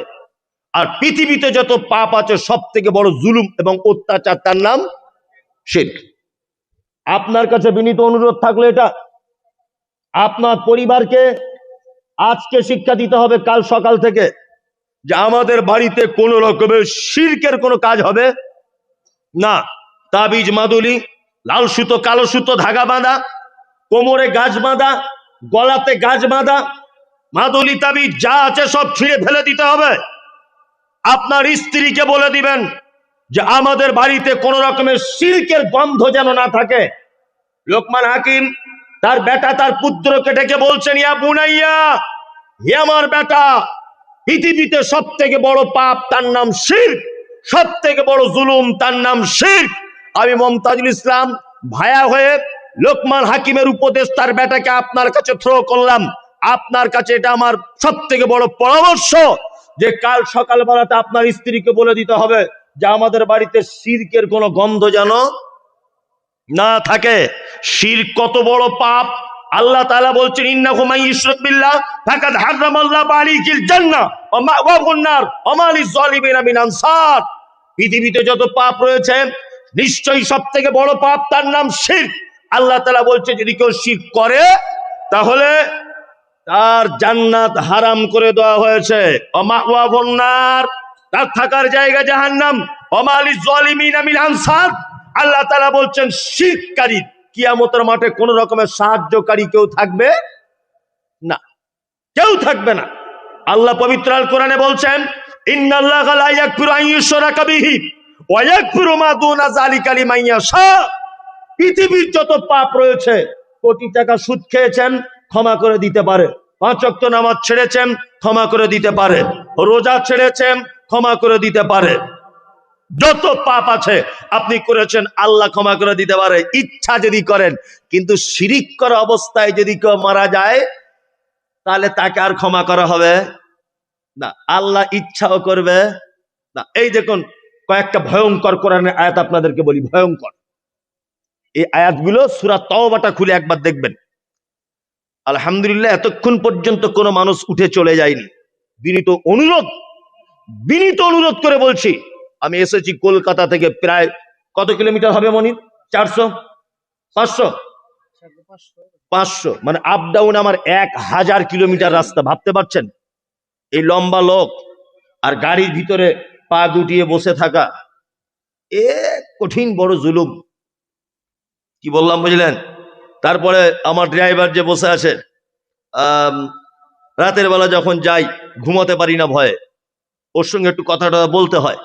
যদি ও আবার ঘুমিয়ে যায়, দুজনারই বিপদ। মানে আমার ঘুমানোর ইচ্ছা থাকলেও ঘুমোতে পারি না, মোবাইল ফোবাইল ঘাটিয়ে করি, তা করি, মানে যাতে আমি না ঘুমিয়ে গেলে ও যদি ঘুমিয়ে যায় এটা ভয় করে। যদিও আলহামদুলিল্লাহ এরকম ওরকম ড্রাইভার নয় অবশ্য, খুব পাকা ড্রাইভার। যাই হোক, তারপরেও তো বিপদ চলে আসতে পারে। তার মানে ঘুমও হয় না আর পা গুটিয়ে বসে থাকা, এই যে কি জুলুম, কি অত্যাচার, আল্লাহ ভালো জানে। তারপরে আমি খুব কষ্ট করে আপনাদেরকে কথাগুলো বলছি, আপনারা মনোযোগ দিয়ে শোনার চেষ্টা করুন। শিরক, শিরক, শিরক সম্পর্কে আল্লাহ তাআলা পবিত্র আল কোরআনে যে আয়াতগুলো বলেছেন, এই দেখুন আমার দিকে ফিরুন। আল্লাহ তাআলা বলছেন, মা কানা লিন নাবিয়্যি ওয়াল্লাযিনা আমানু আইয়াস্তাগফিরু লিল মুশরিকিন ওয়ালাউ কানু উলি কুরবা। সূরা তাওবা আয়াত নাম্বার 113 বা 14 তে দেখে নেবেন। আল্লাহ তাআলা বলছেন, যারা শিরিক করা অবস্থায় মারা গেছে, যারা মুশরিক অবস্থায় মারা গেছে, আল্লাহ তাদের উদ্দেশ্য করে বলছেন কি, তারা মারা গেছে, তাদের জন্য ক্ষমা প্রার্থনা করা ইমানদারদের জন্য উচিত নয়, নবীদের জন্য উচিত নয়। ওয়ালাউ কানু উলি কুরবা, সেই মুশরিক বা সেই শিরিককারী যদি তোমার নিকট আত্মীয় হয়, তবুও তার জন্য ক্ষমা চাওয়া যাবে কি না। মাজারে সেজদা দিয়েছে আমার বাপ, আজকে মাজারে, কালকে দিয়েছে, আজকে সকালে আমার বাপ মারা গেল। কিয়ামতের আগের দিন পর্যন্ত যদি আল্লাহ আমাকে হায়াত দেয়, আমার আব্বার জন্য আর কোনোদিন বলতে পারবো না যে আল্লাহ আমার আব্বাকে ক্ষমা করে দাও, কোনোদিন বলা যাবে না। কারণ আমার আব্বা এমন শিরিক করেছে যে তওবা না করে মারা গেছে, ও মুসলিম অবস্থায় মারা যায়নি। আল্লাহ পবিত্র আল কোরআনে বলছেন, মা কানা লিন নাবিয়্যি ওয়াল্লাযিনা আমানু, ঈমানদারদের জন্য এবং মুমিনদের জন্য উচিত নয় আইয়াস্তাগফিরু লিল মুশরিকিন, মুশরিকদের জন্য ক্ষমা প্রার্থনা করা, ওয়ালাউ কানু উলি কুরবা, যদি সেই মুশরিক, সেই শিরিককারী তোমার নিকট আত্মীয় হয়, তবুও ক্ষমা চাওয়া যাবে না। এইখানে একটা কথা বলে রাখছি, মনোযোগ দিয়ে শুনবেন। আমার বোনের বিয়ে, ঘটক এসেছে, ঘটক বুঝেন তো? ঘটক, ঘটক বুঝেন? যোগাযোগের মাধ্যম, ওটা আপনাদের এখানে কি বলে? ঘটক, ঘটক। মানে এক এক দেশে এক এক জায়গার এক এক রকম ভাষা, তো তাই না? তখন গাড়ি টাড়ি ছিল না, এতে হুগলিতে এক জায়গায় প্রোগ্রাম করতে গেছি। তা আপনাদের এখানে যে এরকম স্টার্ট দিয়ে যে ভ্যানটা চালায়, ভটভট করে আওয়াজ হয়, ওটা কি বলে? ভটভটি। তো হুগলিতে তখন আমার গাড়ি টাড়ি ছিল না, আজ থেকে 7-8 বছর আগের কথা। তো আমি ট্রেন থেকে নেমেছি, নেমে একটা লোককে বলছি, ভাই অমুক গ্রাম কোন দিকে যাব, এখান থেকে কোন গাড়ি পাবো? তা বলছে, হুজুর শয়তান ভ্যানে যেতে হবে। আস্তাগফিরুল্লাহ, শয়তান ভ্যান আবার কি? মনে মনে ভাবছি, মানে হাসতেও পারছি না, ওকে জিজ্ঞাসা করতে পারছি না যে শয়তান ভ্যানটা কি। তখন আমি তো খুব টেনশনে যে শয়তান ভ্যান কি। মনে মনে মনে মনে ভাবছি যে যাই হোক, ওদিকে গিয়ে আবার জিজ্ঞেস করি। আবার জিজ্ঞেস করার পরে বুঝতে পারলাম যেটা ভটভটি বলে, ওইটা ওইখানকার বলে চলতি ভাষায় শয়তান ভ্যান। আচ্ছা, এক এক জায়গায় এক এক রকম। আপনাদের এখানে বলে মনে হয় কি ওটা, টোটো গাড়ি, ভটভটি। টোটো কি বলে? টোটো। এই টোটোটাকে আপনি আবার যাবেন লালগোলা মুর্শিদাবাদে, বলবে লাদেন ভ্যান। বন্ধু বান্ধব কেউ থাকলে জিজ্ঞাসা করবেন। আমি যখন মানে মাদ্রাসা থেকে পড়ে সবে এসেছি না পড়ছি, যাই হোক,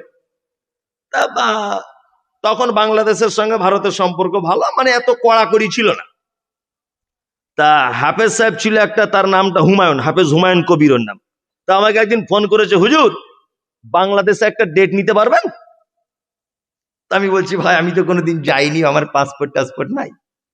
বলছে, আপনি আসবেন নদীর পাড়ে, আমি ঠিক পার করে নিব। বুঝলেন? ফোনে ফোনে কথা হচ্ছে, মানে বর্ডারের কাছে গিয়ে ওই পারে থাকে, কথা হয়। আমি বলছি, ভাই তা আমি তো রাস্তাঘাট চিনি। বলছে, আপনি আসুন না, আমাদের ওখানে একটা নদী আছে, সোনাই নদী, ছোট্ট করে, বাংলাদেশ বর্ডারে পার ওপার, ওইদিকে নদীর বাংলাদেশ, এদিকে ইন্ডিয়া। তা আমি ইন্ডিয়াতে আছি, সোনাই নদী তো একটা নৌকা নিয়ে এলো ছোট্ট করে, ওতে উঠলাম, ও আমাকে নিয়ে চলে গেল। তখন এত কড়াকড়ি ছিল না, আজ থেকে 15-16 বছর আগের কথা বলছি। নিয়ে ও আসেনি, নৌকাওয়ালা আমাকে নামিয়ে দিয়েছে। তা আমি ওকে ফোন করছি, ভাই এবার এখান থেকে কিসে যাবো? নৌকা তো পার হলাম। তা বলছে হুজুর আমি হেলিকপ্টার পাঠাচ্ছি, আমাকে বলছে। তা আমি তো আবার একটু মানে বেশি বদমাইশি হলে যা হয়, আমি সঙ্গে সঙ্গে আমার বাড়িতে ফোন করে বলছি, শোনো, জীবনে তো অনেক কিছু করলে, তো হেলিকপ্টার চাপার সুযোগ হয়েছে, আজকে আমি হেলিকপ্টার চাপছি। নিয়ে আমি কি করব, পাঞ্জাবি পায়জামা গুলো যা পড়েছিলাম ওগুলো খুলে জুব্বা টুব্বা পাখি টাকি বেঁধে রেডি হলাম। আরে হেলিকপ্টার বলে কথা! তা আমি মনে মনে ভাবছি যে বাঁশ বাগানে হেলিকপ্টার আসবে কেমন করে, আমি তো দাঁড়িয়ে আছি বাঁশতলাতে। কি বললাম বুঝলেন? আমার মনে মনে ভাবছি হেলিকপ্টার এলে তো 10 কিলোমিটার দূর থেকে আওয়াজ হয়, তেমন আওয়াজও দেখতে পাচ্ছি না। আর ও আমাকে বলছে 5 মিনিটের ভিতরে ঢুকছে। আমি আকাশের দিকে এরকম দেখছি, হেলিকপ্টার কোথায়, হেলিকপ্টার কোথায়, আবার নামবে কোথায়, যাবো কোথায়, নতুন। তারপরে দেখছি একজন একটা সাইকেল নিয়ে এসেছে, পিছনে এইরকম করে দুটো কাঠ আর এইরকম করে একটা কাঠ দেওয়া আছে। বলছি হুজুর বসুন। বলছি আস্তাগফিরুল্লাহ। কি ব্যাপার ভাই? বলছি এইটারই নাম বাংলাদেশে হেলিকপ্টার। আচ্ছা, আস্তাগফিরুল্লাহ, এই সর্বনাশ করলে আমাকে। ছি ছি ছি ছি, আগে জানলে আমি নতুন কাপড়ই পরতাম না। হ্যাঁ, তার মানে এক এক জায়গায় এক এক রকমের ভাষা কিছু কি চলে। যে কথা বলছিলাম, আমার বোনের বিয়ে, ঘটক এসেছে, এসে বলছে যে মমতাজুল ভাই আপনার বোনের জন্য একটা ভালো ছেলে দেখেছি। শিরিক কত বড় পাপ! আল্লাহ কোরআনে বলেছে আলাউ কানু উলি কুরবা, নিকট আত্মীয় হলেও শিরিককারী, তার জন্য ক্ষমা প্রার্থনা করা যাবে না। না, আমার বোন এসেছে, বোনের দেখলো, সবকিছু করলো। তা আমি বললাম ছেলেটা কি করে? তা ঘটক বলছে যে ছেলেটা ইমানদার ছেলে, দাঁড়িয়ে আছে, পাঞ্জাবি আছে, টুপি আছে, গাঁঠের উপরে কাপড় পরে, হালাল খায়, সবকিছু ঠিক আছে। বেতন কত, ইনকাম করে কত? বলছে 8-9 হাজার করে। আমার মা তখন সাইডের ঘর থেকে বলছে, মমতাজুল ঘটককে একটু বল না যে আরো ভালো কোনো ছেলে আছে কিনা। তাই বললাম মা ছেলেটা ইমানদার, দাড়িওয়ালা, টুপিওয়ালা, তোমার এত ভালো ছেলে তাও পছন্দ হচ্ছে না? বলছে দেখ এর থেকে যদি ভালো হয়। 1 সপ্তাহ পরে ও এসেছে, ঘটক এসে বলছে মমতাজুল ভাই এবার একটা দামি ছেলে পেয়েছে। কি দামি? বলছে কুশমন্ডি হাই স্কুলের হেডমাস্টার, নতুন হয়েছে, গাঁটের উপরে, গাঁটের নিচে কাপড় পরে, আর প্রতিদিন 3 প্যাকেট করে সিগারেট টানে, দাড়ি নাই, হারাম হালাল বোঝে না, আর মাজারে গিয়ে সপ্তাহে 3 দিন করে সেজদা দেয়। আমার মা তখন বলছে মমতাজুল হ্যাঁ বলে দে, খ্যাপা এত দামি ছেলে পাবি, এত দামি ছেলে পাবি, স্কুলে হেডমাস্টার রে। হ্যাঁ বলে দে, হ্যাঁ বলে দে, কালকে আসতে বলো ওদেরকে। না, আমার বোনের বিয়ে হয়ে গেল, বুঝবেন। আমার বোন গিয়ে আমার দুলা ভাইয়ের পাল্লায় পড়ে ও সেজদা দিয়ে দিল মাজারে। ভালো করে বুঝবেন, আমি এই বোন যদি কোনোদিন তওবা না করে, কিয়ামতের আগের দিন পর্যন্ত আমি মমতাজুলের জন্য ক্ষমা প্রার্থনা করতে পারবো না, হারাম। ওই জন্য আপনাকে বলছি, আপনার বেটিকে বিয়ে দেওয়ার আগে, আপনার বোনকে বিয়ে দেওয়ার আগে অবশ্যই দেখবেন যে সেই পরিবারটা বড় কোনো শিরকের ভিতরে আছে কিনা। চাকরি করতে পারে, ও পুলিশ হতে পারে, আর্মি হতে পারে, ও অনেক উন্নত মানের কাজ করতে পারে, কিন্তু যদি ও দেখে ওই পরিবারটা বড় কোনো শিরক কাজে লিপ্ত আছে, এই পরিবারে আপনার বেটিকে দিতে যাবেন না, আপনার বোনকে দিতে যাবেন না। কারণ আল্লাহ বলে চলাও কানুলি কুরবা, ওই শিরিককারী যদি নিকট আত্মীয় হয় তবুও তার জন্য ক্ষমা চাওয়া যাবে না। এই দেখুন শিরিক কত বড় পাপ। আল্লাহ নবী সাল্লাল্লাহু আলাইহি ওয়াসাল্লামকে আল্লাহ তাআলা বলছেন ইস্তাগফির, আপনি ক্ষমা প্রার্থনা করেন, আওলা তাস্তাগফির, ক্ষমা প্রার্থনা নাই বা করেন, ইন তাস্তাগফির লাহুম ৭০ মাররাতান, আপনি যদি শিরিককারীদের জন্য, কেউ কেউ বলেছেন এটা শিরিক মুশরিকদের জন্য আয়াতটা অবতীর্ণ হয়েছে, কোন মুহাদ্দিসগণ বলেছেন মুনাফিকদের জন্য। আমি তর্কে যাচ্ছি না। আল্লাহ নবী সাল্লাল্লাহু আলাইহি ওয়াসাল্লামকে আল্লাহ তাআলা বলছেন নবী আপনি ক্ষমা প্রার্থনা করেন, নাইবা করেন, ওলাও নাইবা করেন, ইন তাস্তাগফির লাহুম ৭০ মাররাতান, আপনি কোন মুশরিকদের জন্য যদি একদিনে 70 বার ক্ষমা প্রার্থনা করেন, ফালাই ইয়াগফিরাল্লাহু লাহুম, আমি আল্লাহ তবুও তাদেরকে ক্ষমা করব না। আপনার পরিবারকে প্রথম শিক্ষা কি দিবেন? শিরিক থেকে।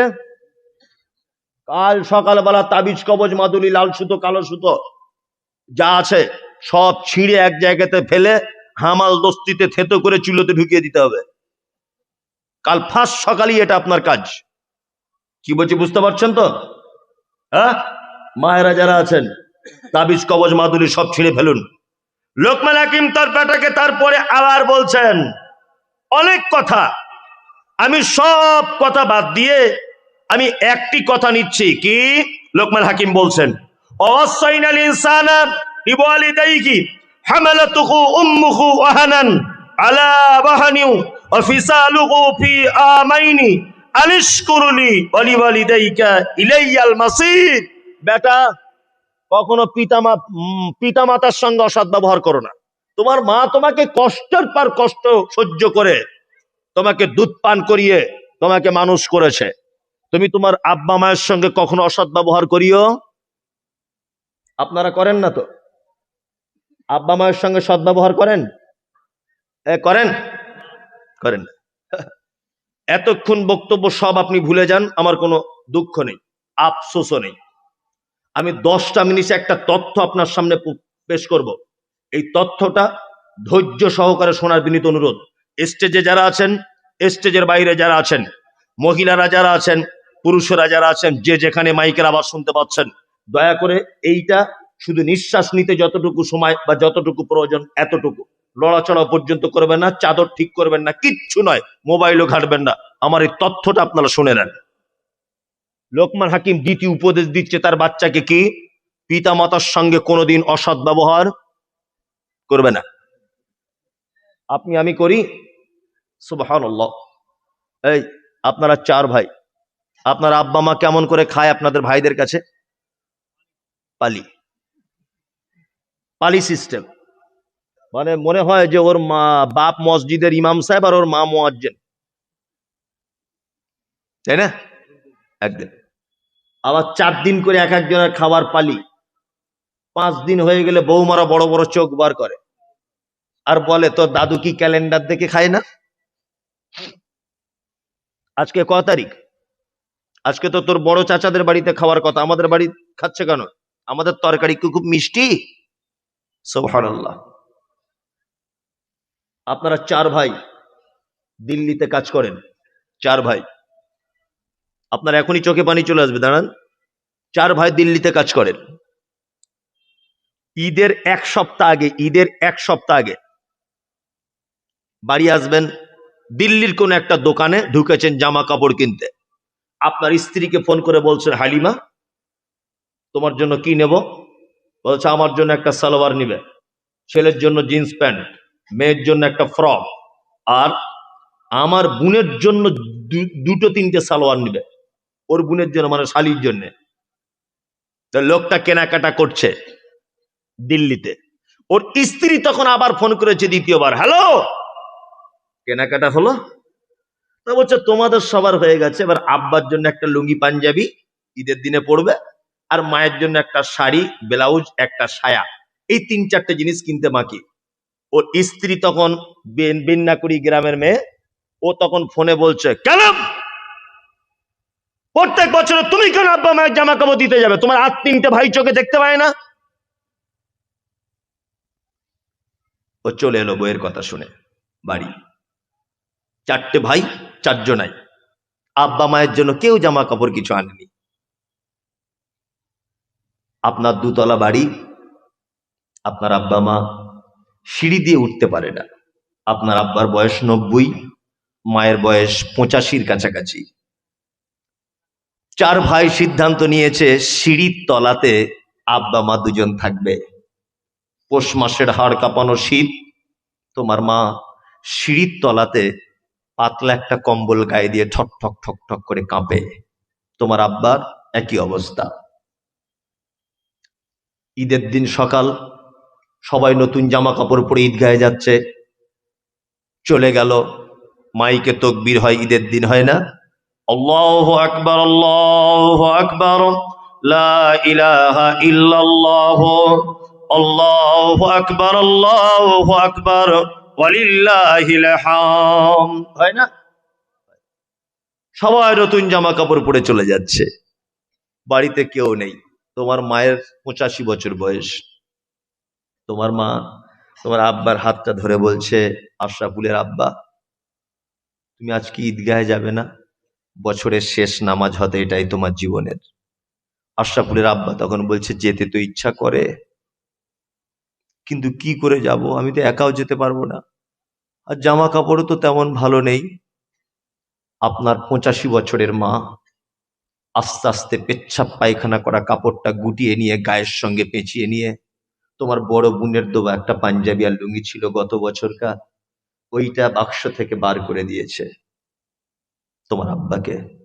তোমার আব্বা আস্তে আস্তে করে কোন রকম নতুন জামাটা পরে লাঠি নিয়ে কাঁপতে কাঁপতে 90 বছর বয়সে ঈদগাহে গেল। নামাজ শেষ, সবাই বাড়ি আসছে, সবাই বাড়ি আসছে। তোমার আব্বা আস্তে আস্তে করে বাড়ি এলো। তোমাদের বাড়ির মেন গেটের সামনে তোমার আব্বা বসে আছে। দুপুর 12টা-1টা পর্যন্ত বাড়িতে আত্মীয় স্বজন, শালা শালি সবাই এসেছে, আনন্দ করছে। কিন্তু চারটে বৌমা, চারটে জওয়ান বেটা, আব্বা মাকে কেউ খোঁজ নিয়ে বলল না, আব্বা তুমি কিছু খেয়েছ, মা তুমি গোসল করেছ, এ খোঁজ কেউ নেয় না। কিসের সমাজ? কোন এ বিবেক? কোন ইমানদারিতা? এ দ্বিচারিতা কেন? আজকে চারটে বৌমার উচিত ছিল তোমার মাকে গোসল করিয়ে ভালো চেয়ারের উপরে নতুন শাড়ি পরে বসিয়ে রাখা। চার বেটার উচিত ছিল একজন বগলের তলা দিয়ে হাত দিবে, দুইজন দুই দিকে, একজন আব্বার লাঠি ধরবে আর একজন আব্বার পাঞ্জাবিটা একটু স্টিক করে দিবে। চার বেটা আস্তে আস্তে আস্তে আস্তে করে ঈদগাহে নিয়ে যাবে। এইটাই তো উচিত ছিল ঈদের দিনে। উচিত ছিল না? ছিল। কিন্তু চার বেটা থাকার পরেও তোমার আব্বা মা কোথায় শুয়ে আছে? সিঁড়ির তলায়, মশারির ভিতরে। কেন? এ অত্যাচার কেন পিতা মাতার উপরে? হ্যাঁ, এ অত্যাচারে তোমার মার আব্বার থেকে বড় বদমাইশ যার কেউ নাই। তোমার মায়ের তো বদমাইশি, সাংঘাতিক বদমাইশি, ওই জন্য তার আজকে এই অবস্থা। তোমার মায়ের বদমাইশি দেখেছো কেমন? তোমার মায়ের বদমাইশি একটুখানি বলি। তোমার মা ছিল বিন্নাকুরীর সব থেকে পর্দানাসীন মহিলা। জীবনে কোনোদিন আলেম ওলামাদের মুখ দেখাতো না। তোমার মা গ্রামে কোনোদিন পর পুরুষের সামনে নিজের মুখ খুলে তাকাতো না। কিন্তু তোমার মা তোমার মতো অপদার্থ বেটাকে জন্ম দিতে গিয়ে ওই আপনার রায়গঞ্জ, ওই আপনার দিনাজপুরের কোন এক হসপিটালে ভর্তি হয়ে পর পুরুষ ডাক্তারের সামনে নিজের শাড়ি ব্লাউজ খুলে উলঙ্গ হয়ে গিয়েছিল। তার লজ্জাস্থান দেখিয়েছিল পর পুরুষ ডাক্তারকে, তোমার মতো বদমায়েশ ছেলেকে জন্ম দিতে গিয়ে। তোমার মায়ের 1 নম্বরের অপরাধ, তোমার পর্দাশীল মা যে মুখ দেখাতে লজ্জা করত, সে আজ লজ্জাস্থান দেখাচ্ছে পুরুষ মানুষ ডাক্তারকে তোমার মতো বদমাইশকে জন্ম দেওয়ার জন্য। তোমার মা মানে, তোমার মায়ের মাথার চুল কালো কুচকুচে, পাড়ার মেয়েরা তোমার মায়ের মাথার চুল দেখতে আসতো। কিন্তু তোমার মতো অপদার্থ বেটাকে জন্ম দিতে গিয়ে তোমার মায়ের কালো চুল হসপিটালের বেডে লাল রক্তের জমাট বেঁধে গিয়েছিল। এটা তোমার মায়ের 2 নম্বরের ভুল। তোমার মায়ের অপরাধ, তোমার মা ছিল তোমার নানার একটাই বেটি। তোমার মা এত আদরের বেটি যে তোমার মা ইনজেকশন দিতে ভয় করত, ব্লেড দিয়ে নখ কাটতে ভয় করত। কিন্তু তুমি যখন পেটে ছিলে, তোমার মা ডাক্তারকে দেখাতে গেছে, ডাক্তার বাবু বলেছে পেটের ভিতরে বাচ্চা এরকম সোজা হয়ে থাকার কথা, বাচ্চাটা আড়াআড়ি লেগে গেছে। তোমার মাকে ডাক্তার বলছে, মা পেটের ভিতরে বাচ্চা মারা যেতে পারে। তোমার মা তখন ডাক্তারের হাত দুটো জড়িয়ে ধরে বলেছিল, ডাক্তার বাবু আপনি আমার প্রাণের বিনিময়ে হলেও আমার বাচ্চার মুখটা একবার দেখার সুযোগ করে দেন। আপনাদের কি ধারালো কোনো কাঁচি নেই, ধারালো ব্লেড নেই, ধারালো কোনো ছুরি নেই? আমার পেট কেটে বাচ্চাকে বার করুন। তোমার মা হচ্ছে সেই নারী যে ইনজেকশন দিতে ভয় করত, অথচ তোমার মতো অপদার্থ বেটাকে জন্ম দিতে গিয়ে তোমার মায়ের হাঁসের ডিমের মতো সাদা চামড়া, পেটের চামড়া একেবারে ধারালো ছুরি দিয়ে এক বিগত কেটে দিয়ে তোমাকে পৃথিবীর আলো দেখাতে সাহায্য করেছিল।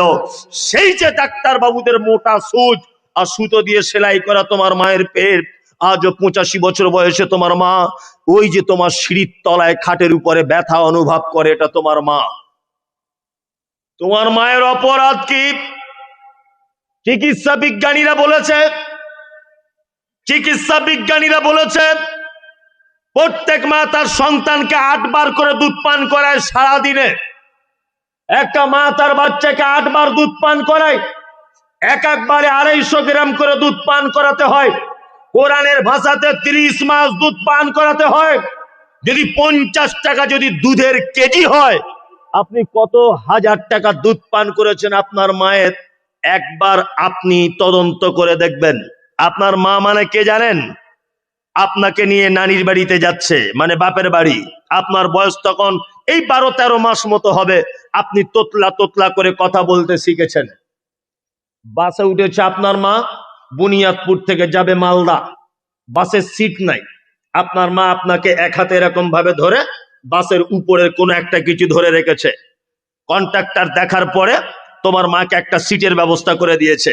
তোমার মা বসেছে সিটে, যখনই বসেছে তখন তুমি বলছো মা একটু দুধ দে না, মা একটু দুধ খাবো। বাচ্চা ছেলে তোতলাত করে করে বলছে। তোমার মায়ের বয়স তখন 20 থেকে 22। এত সুন্দরী তোমার মা, দেখে কোনজন যুবক ছেলে তোমার মায়ের মুখের দিকে বারবার দেখছে, ফ্যাল ফ্যাল করে তাকিয়ে আছে। তোমার মায়ের বয়স তখন 22 থেকে 24। তাই তুমি বারবার যখন দুধ চাইছো, তোমার মা পাড়া গ্রামের মেয়ে লজ্জা করছে, কি করে দুধ দিব, কি করে দুধ খাওয়াবো বাচ্চাকে। তুমি যখন বারবার ব্যস্ত করছো, তোমার মা লজ্জা না করে ব্লাউজ আস্তে আস্তে করে বোতামগুলো খুলে দুধের মোটাটা তোমার মুখে দিয়ে একদিকে তোমাকে ধরেছে পাড়া গ্রামের মেয়ে, আর একদিকে পিঠের কাপড় টানছে, মাথার ঘোমটা ঠিক করছে। তোমার মা যদি সেদিন একবার শুধু বলে দিত, বাবু মালদা যেতে যেতে এখন 3 ঘন্টা টাইম লাগবে, বাসের ভিতরে খুব লজ্জা করছে, তুই বারবার দুধ চাইছিস। তোমার মা যদি শুধু একবার সেদিন বিরক্ত হয়ে বলে দিত, আমার লজ্জা করছে দুধ দিতে পারবো না, তাহলে তুমি সেদিন কচি কণ্ঠনালী আটকে মারা যেতে। তোমার মা মানে ওই নির্লজ্জ মহিলাটা, যে নির্লজ্জ মহিলাটা তোমার দুধ পান করানোর জন্য বাসের ভিতরে 100 জন লোকের সামনে নিজের বুকের স্তন খুলে তোমাকে দুধ পান করিয়েছিল, লজ্জা করেনি। এটা হচ্ছে তোমার মা। তোমার আব্বাকে জানো? তোমাকে দামি স্কুলে পড়াবে বলে রাজমিস্ত্রি কাজ করতে গিয়েছিল দিল্লিতে। তোমার আব্বা 60 বছর 70 বছর বয়স। তোমার আব্বা মশলা মেখে 2 তলার উপরে কাঁপতে কাঁপতে উঠছে, মনে হচ্ছে মাথা ঘুরে পড়ে যাব। তোমার মায়ের দিকে ফোন করে বলছে বিন্নাকড়ি থেকে, আব্দুল্লাহর আব্বা, আব্দুল্লাহ সাইকেল না হলে স্কুলে যাবে না, বলছে কি করব বলো না। তোমার আব্বা 10টার সময়তে 20 টাকা করে টিফিন খরচা পেত। তোমার আব্বা টিফিন খাওয়া বাদ দিয়ে ওই টাকাটা জমিয়ে তোমার মায়ের ব্যাংকের অ্যাকাউন্টে পাঠিয়ে দিয়ে বলেছিল, আব্দুল্লাহকে একটা সাইকেল কিনে দিও। 50 দিনের টাকা টিফিন না খেয়ে জমা করে তোমার আব্বা তোমার মায়ের অ্যাকাউন্টে পাঠিয়েছিল। ওই জন্য কোরআন একটা কথা বলে, ইয়াসালুনাকা মাযা ইউনফিকুন কুল মা আনফাকতুম মিন খায়রিন ফালিল ওয়ালিদাইন ওয়াল আকরাবিন ওয়াল ইয়াতামা ওয়াল মাসাকিন ওয়া বনিস সাবিল ওয়া মা তাফআলু মিন খায়রিন ফাইন্নাল্লাহা বিহি আলিম। মুহাম্মদ সাল্লাল্লাহু আলাইহি ওয়াসাল্লামকে জিজ্ঞাসা করা হচ্ছে, নবী আপনি বলুন পৃথিবীতে যত দান করার জায়গা আছে, যত খরচা করার জায়গা আছে, উত্তম জায়গা কোনটা? উত্তম জায়গা কোনটা? মাদ্রাসা মসজিদে আমরা দান ধন করি কি করি না? করি। আল্লাহ প্রশ্নকারীদের উত্তর দিতে গিয়ে বলছেন, কুল নবী আপনি বলুন মা আনফাকতুম মিন খায়রিন ফালিল ওয়ালিদাইন, পৃথিবীর সবথেকে উত্তম খরচা করার জায়গা হলো সন্তান তার পিতা মাতার জন্য যে টাকাটা খরচা করে। সুবহানাল্লাহ। মসজিদে দান করেছেন 1000 টাকা, নেকি হবে 1000। শীতের দিনে যদি আপনি 20 টাকা দিয়ে একটা মোজা কিনে আপনার মাকে গিয়ে যদি বলেন, মা তুমি অজু করে ভোরবেলাতে ঠান্ডা লাগে পায়ে মোজাটা পরে নিও, আপনার কোটি কোটি কোটি কোটি নেকি। বলছে মৌলভী সাহেব দোয়া করবেন, এবছর আবার হজে যাব, নিয়ত করেছি, 2বার ঘুরে এসেছি। কে বলেছে তোমাকে? মক্কাতে কি জান্নাত পড়ে আছে? এই বলছে হুজুর দোয়া করবেন, এবার ফের ওমরার নিয়ত করেছি। অথচ ওর মা পালি সিস্টেমে ভাত খায়। কি বললাম বুঝলেন না? তুমি একবার কবরে গিয়ে দেখো তোমার কি পালিশ করে, হজ তোমায় ছুটিয়ে দিবে। শুধু ঘন ঘন বলছে মৌলভী সাহেব আবার নিয়ত করেছি, আগামী বছরে পশ্চিম দিকে যাব, আবার নিয়ত করে নিয়েছি। কে তোমাকে নিয়ত করতে বললে? তো মায়ের কাছেই জান্নাত পড়ে আছে। কি বললাম বুঝলেন? মায়ের কাছেই জান্নাত পড়ে আছে।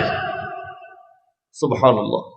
এখানে অনেক যোগ্য যোগ্য আলেম বসে রয়েছে, জিজ্ঞাসা করবেন।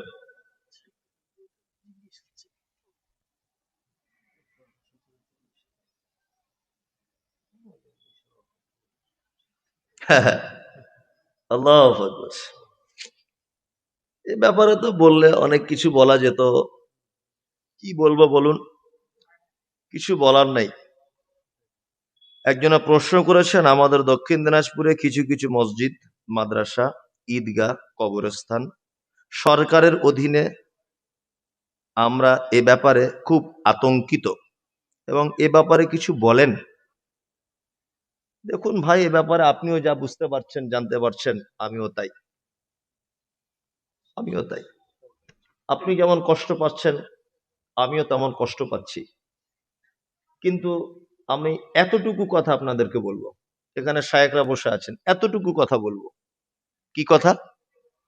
আল্লাহ নবী সাল্লাল্লাহু আলাইহি ওয়াসাল্লামের একটি স্মরণ করিয়ে দিই ঘটনা দিয়ে। মক্কাতে 13 বছর ছিলেন। কত বছর? 13 বছর। এত অত্যাচার সাহাবীদের উপরে, এত অত্যাচার। সাহাবীরা দল দল আল্লাহ নবীর কাছে আসছেন, এসে বলছেন আল্লাহ রাসূল একটু দোয়া করুন, একটু দোয়া করুন, আপনি একটু দোয়া করুন, আমরা তো মারা পড়ে যাব। আল্লাহ রাসূল বলছেন শোনো, এটা সামান্য ব্যাপার। এর আগে বনি ইসরাইলদের নবীদেরকে করাতে করে মাথা চিড়ে দেওয়া হয়েছে, লোহা চিরুনি করে তাদের মাথার চামড়া ছাড়িয়ে নেওয়া হয়েছে। একটু ধৈর্য ধরো, ধৈর্য ধরো, সোনালী দিন আসবেই, আসবে আসবে। মুহাম্মদ সাল্লাল্লাহু আলাইহি ওয়াসাল্লাম অপেক্ষা করেছিলেন, সোনালী দিন আজকে সেখানে এসছে না আসেনি? এসছে। আমরা জানি বর্তমান যিনি সরকার ভারতবর্ষের, ইনি মুসলিমদের চরম শত্রু। স্বরাষ্ট্রমন্ত্রী, যারা দেখতে যাদেরকে পাচ্ছেন, আপনারা সবই তো বুঝতে পারছেন, জোর করে এই যে ওয়াকফ সম্পত্তিগুলো জোর করে নিয়ে নেওয়া হলো। আমি ওই জন্য একটা কথা বলি, যে সারা ভারতবর্ষে ব্রিটিশরা শাসন করেছে 180 থেকে 190 বছর। ব্রিটিশরা এদেশে যে সর্বনাশ করেছে, তার থেকে বেশি সর্বনাশ করেছে নরেন্দ্র মোদী সরকার।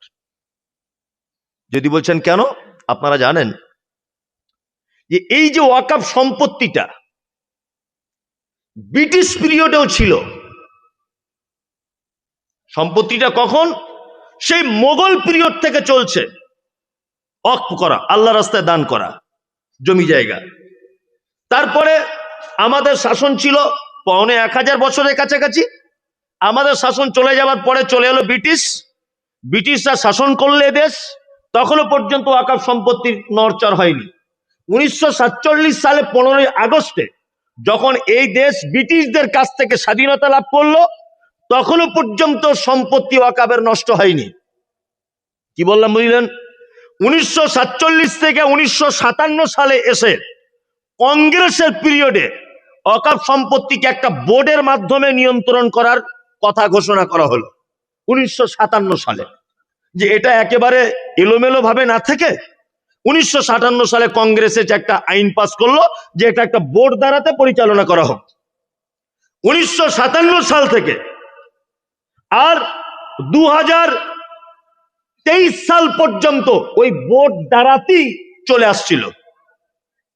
তারপরে পড়ে গেল শকুনের চোখ, নরেন্দ্র মোদী সরকার।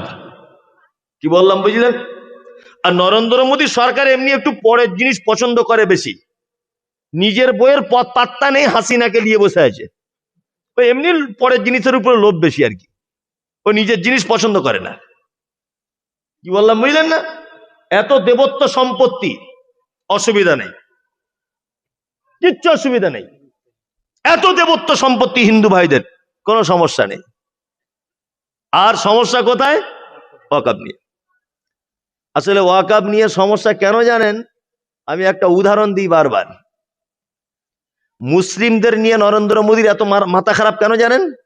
সেটা কি আপনারা জানেন যে জঙ্গলে অনেক প্রাণী থাকে, থাকে না? আচ্ছা বলুন তো, বাঘ কোন প্রাণীর গোস্ত খেতে পছন্দ করে? হরিণ। অথচ গরুর গোস্তও খায়, ও মহিষের খায়। হরিণের প্রতি টার্গেট কেন? ওর মাংস খুব টেস্টফুল, খুব পুষ্টিকর, নরম, সুস্বাদু। তা নরেন্দ্র মোদী সরকার এমন, এদেশের মাটিতে হিন্দু, মুসলিম, যৌন, খ্রিস্টান, আহাদি, মানে ইহুদি, হাঁড়ি, চুয়ার, চামার, বাগদি, ছুতর, মেতর সবাই আছে। কারও টার্গেট নেই, টার্গেট মুসলমান। কেন? এরা তোমার কি সর্বনাশ করেছে? কি সর্বনাশ করেছে? তার মানে ও জানে যে এদের কাছে যে মাল আছে, এ মাল ভারতবর্ষে অন্য কোন জাতির কাছে নেই। কি বললাম বুঝতে পারছেন না? ওই জন্য ওয়াকফ সম্পত্তি রাজ্য সরকার বলেছিলেন যে আমি হতে দেবো না, কিন্তু উনি তো কথা রাখতে পারেননি। যাক, আমি রাজনৈতিক কথা বলবো না। এক কথাতে এটা ভেবে নেন, কি তৃণমূল, কি সিপিএম, কি কংগ্রেস, কি বিজেপি, কি কেউ, কোন দল মুসলিমদের পক্ষে কেউ নেই। এটা শেষ কথা শুনে রাখুন। কি বলছি বুঝতে পারছেন না? আমাদের পক্ষে কেউ নেই। আমরা আজকে ভারতবর্ষ অসহায়। আমাদের একটাই কথা বলবো, ধৈর্য ধরুন, ধৈর্য ধরুন, সবর করুন, সবর করুন। আল্লাহ নিশ্চয়ই জালেম সরকারের কাছ থেকে আমাদেরকে পরিত্রাণ দেবে ইনশাআল্লাহ। ধৈর্য ধরুন। ফলাফল খুব ভালো নয়, খুব খারাপের দিকেই। বাংলাদেশকে নিয়ে আমরা শিক্ষা গ্রহণ করেছি। কিছুদিন আগে নেপালের কি অবস্থা দেখতে পেয়েছেন? সময় হয়ে এসেছে নরেন্দ্র মোদীর ওই রকম অবস্থা হওয়ার। ধৈর্য ধরুন। তবে ভারতবর্ষে কোনোদিন এই অবস্থা হবে না। শিক্ষিত মানুষরা বুঝতে পারছেন যে স্বাধীনতা সংগ্রামী যারা, বাদল, বিনয়, প্রফুল্ল, ক্ষুদিরাম, ভালো করে বুঝবেন, এরা যেমন একদিকে স্বাধীনতা সংগ্রামী ছিল, আর একদিকে কিন্তু মাওলানা আশফাকুল্লাহ খান, ইসমাইল অমৃতসরী, মীর নিসার আলী, অনেক মুসলিমরাও ছিল। তার মানে হিন্দু মুসলিম যৌথ উদ্যোগে ব্রিটিশদেরকে দেশ ছাড়াতে আমরা সক্ষম হয়েছিলাম। হিন্দু মুসলিমের এক যদি রাখা যায়, তাহলে আমারও গদি উল্টে দিবে। ওই জন্য হিন্দু মুসলিম সবসময় বিভেদ সৃষ্টি করে রেখে দিয়েছে, যাতে এরা কখনো এক না হতে পারে। কি বলছি বুঝতে পারছেন না? কখনো যদি এক হয়ে যেতে না পারে। দেখুন, আপনি যে প্রশ্ন করেছেন, এ ব্যথায় আমিও ব্যথিত, এ দুঃখে আমিও দুঃখিত। কিচ্ছু করার নেই আমাদের। ধৈর্য ধরুন। আল্লাহর পক্ষ থেকে ফায়সালা আসা পর্যন্ত আল্লাহ নিশ্চয়ই তিনি উত্তম ফায়সালাকারী। ইনশাআল্লাহ আমরা আল্লাহর প্রতি ভরসা রাখছি ইনশাআল্লাহ। এছাড়া আমাদের বিকল্প কোনো রাস্তা নেই। দোয়া করুন, এছাড়া আর কোনো রাস্তা আমি দেখতে পাচ্ছি না এই মুহূর্তে। যতই চিল্লামিল্লি করুন। আজকে ওয়াকফ নিয়ে আমি নিজে মোবাইলে, আপনারা দেখেছেন কলকাতার রাজপথে কত আন্দোলন, কত বক্তব্য রেখে এসেছি। মোবাইলে আপনারা দেখেছেন মনে হয় সেই টাইমে, আমাকেও দেখেছেন। আটকাতে পেরেছি আমরা আন্দোলন করে? পারিনি। বাবরি মসজিদ আটকাতে পেরেছি? পারিনি। আমরা কোনো আন্দোলন, কোনো কথায়, কোনো কিছুতে কিছু আটকাতে পারছি বলুন? না। ভিতরে ভিতরে যারা আমাদের ভালো মনে করছে, ভিতরে ভিতরে কি করছে? সর্বনাশ করে দিচ্ছে। রাত্রি অনেক হলো, রাত্রি 12টা বাজে। আপনারা যারা বসে আছেন আলহামদুলিল্লাহ। দিনাজপুরে এতক্ষণ মানুষ, সব মানুষ বসে থাকবে এটা আমার ধারণার মধ্যে ছিল না, কিন্তু আজকে তো সবই মানুষ বসে আছে। মানুষ তো পালায়নি। আমি আর বেশি কথা বাড়াচ্ছি না। রাত্রি 12টা। মাদ্রাসা আলহামদুলিল্লাহ অনেক বড়, খুব বড় মাদ্রাসা, খুব বড় মাদ্রাসা।